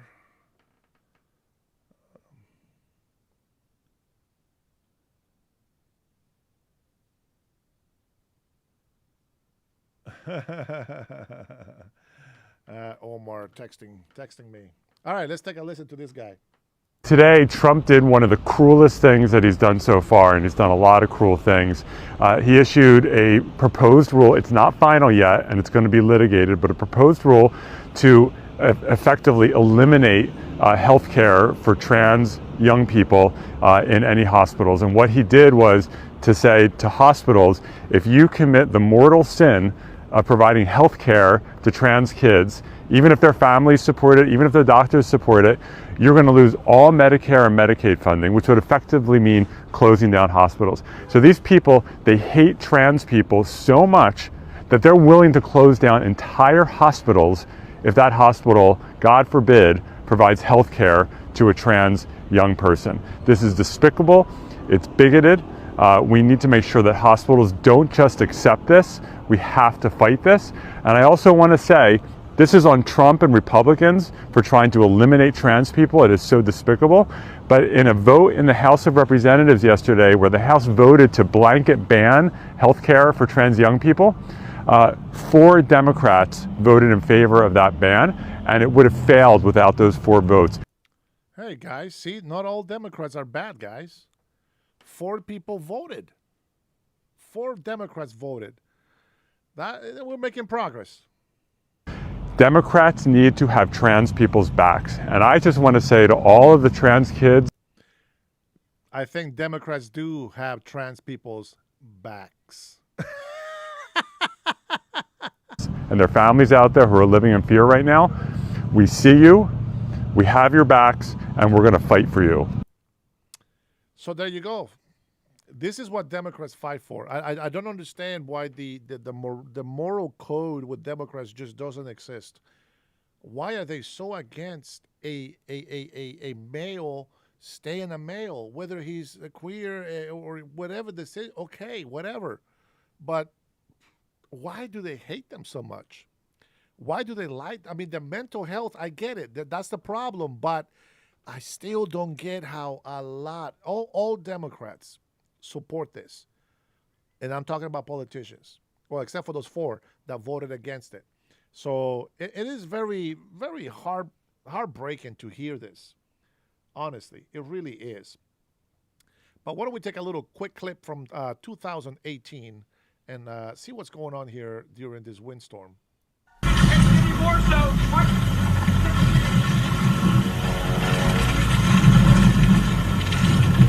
Okay, picking it up here in Wilmington, North Carolina, right at the Intracoastal, and we're in one of these bands. This is about as nasty as it's been. We had some bands like this last night, and then the eyeball this morning, we were not on TV. It was the dark.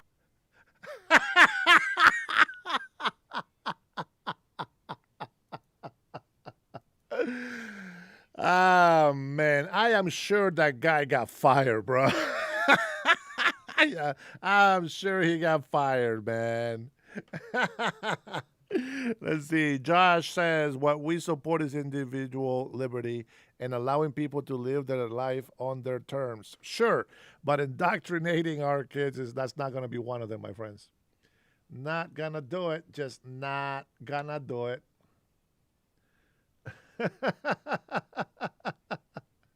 Let me see. Is there another one? Let's see.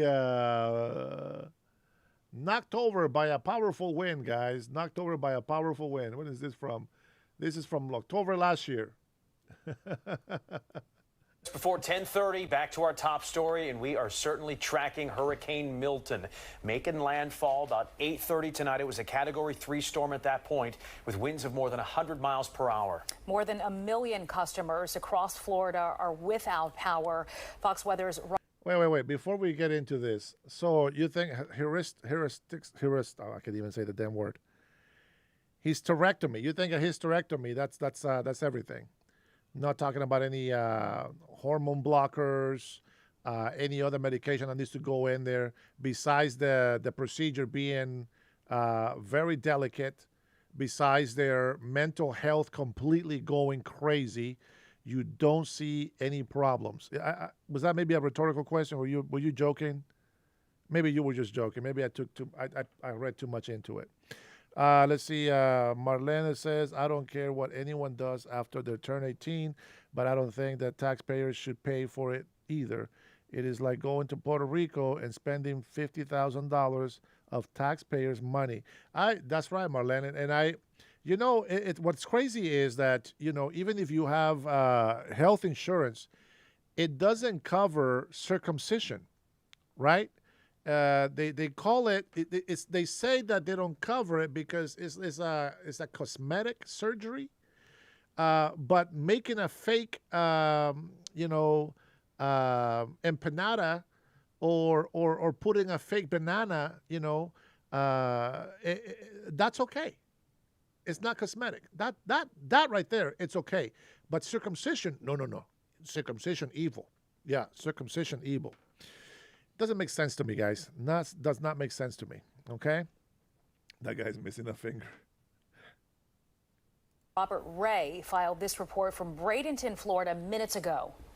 This is an historic storm, and this is part of the documentation. And this will also hopefully show people to evacuate. You just don't want to be in this. You don't want to be, imagine if your home is not structurally competent. And we're going to see a lot of those issues tomorrow, especially in mobile homes and on some of these beaches, power going in and out. But this is why we're showing the fury, the menacing fury of Milton. No doubt, the toughest winds I've experienced this entire season. I hope this is the end. Certainly for the peninsula of Florida, millions of people under a state of emergency, first responders getting ready, watching this coverage, monitoring the National Hurricane Center, the federal government looking, the state governments, the locals, and it's going to be a very long days ahead. And we're nowhere near, by the way, the end of Milton and its wrath as it moves in and goes in the interior and then on the Atlantic side. And let's not even forget coastal Georgia and potentially even South Carolina and some of what's going to happen. I think that guy just got tired of standing that way because I don't think that wind was strong enough to push him over. I don't know about that one, guys. I don't know about that one. Let's see. I think that's all I got for you guys today, man. Anybody got any questions? Questions, comments, concerns. Happy Friday night, guys. Happy Friday. We got let's see, we were live for almost 4 hours, and we only managed to hit 161,000 views. Pathetic. But on the other hand, we actually managed to reach 14,000 today, which is what we wanted to reach by this date. And honestly, we need about 12 more to hit 14,100. You guys are amazing. A lot of people that come and visit me here for a little bit, subscribe, like my videos. I appreciate it. You guys are all very amazing. Does anybody have any questions, comments, concerns about anything?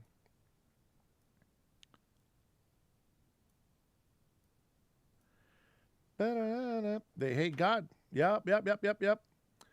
There is a whole lot of things that we can go into with this transgenderism thing. One of them, we know that is in a spiritual battle.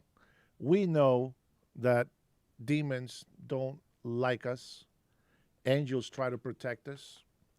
We try to tell the truth. We try to follow the moral grounds. We try to be disciplined in as much as we can because that's how we are. Oh, that's right. Trinity, my new pot. I know, man. I still have a lot left. But it is Friday night, and I can only drink so much. Let me see if the camera does any justice in here. Don't know if you can see that in there. There you go. That is the pot. Man, I just put my big ass head on there. There you go. All right, guys, don't forget, don't quit. Don't quit. We are going to continue to tell the truth. We'll continue to fight. Guys, thanks so much for hanging out with me. You guys are amazing. Try to spend a little bit of quality time with my wife.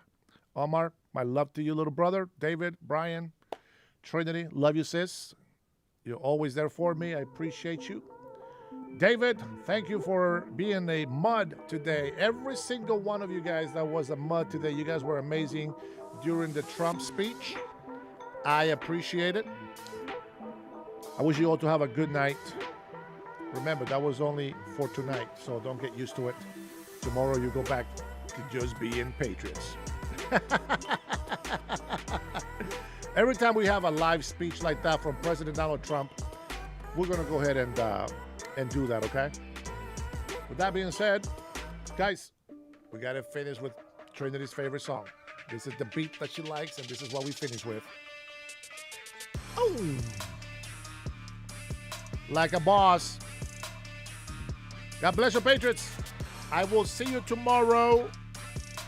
I don't know what time, but I will see you tomorrow. Remember, Saturdays and Sundays, that's my time off. But if I can come in on Saturday, I will come on Saturday. If the weather allows, I will probably do a live outside and see how that goes. Until then, my friends, adios. Vaya con Dios. God bless you, your family, and the U.S. of A. Have a good night, Patriots.